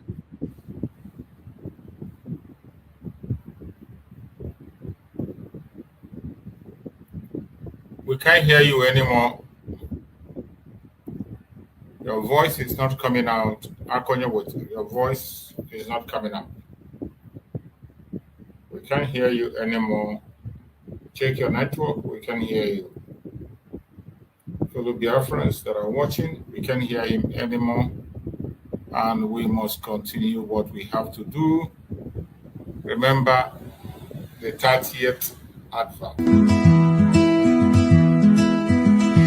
On this day, we gather round to honor the heroes, lest they be forgot by Biafra soldiers. To all Biafrans worldwide, from the Idoma to the Gede, the Igala to the Ogoni, the Ijo to Wanang, Orong to the Ekit, the Ikwere to the Igbo, and all Biafrans, mark your calendar. A historic moment is upon us. On Friday, May 30th, 2025, the United States of Biafra government proudly invites you, all citizens and allies of Biafra, to a 3-in-1 event to mark the Memorial Day of our heroes and heroines at the first ever Biafra Peace Summit at the inauguration of our DC administrative office, a beacon of hope, strength, and unity for all Biafrans. Government, not the citizen, build them, we stand as one, united in our land. United government making us proud every day, blessed by the people. Thank you so much. I appreciate everyone that have been with us on this program from the beginning to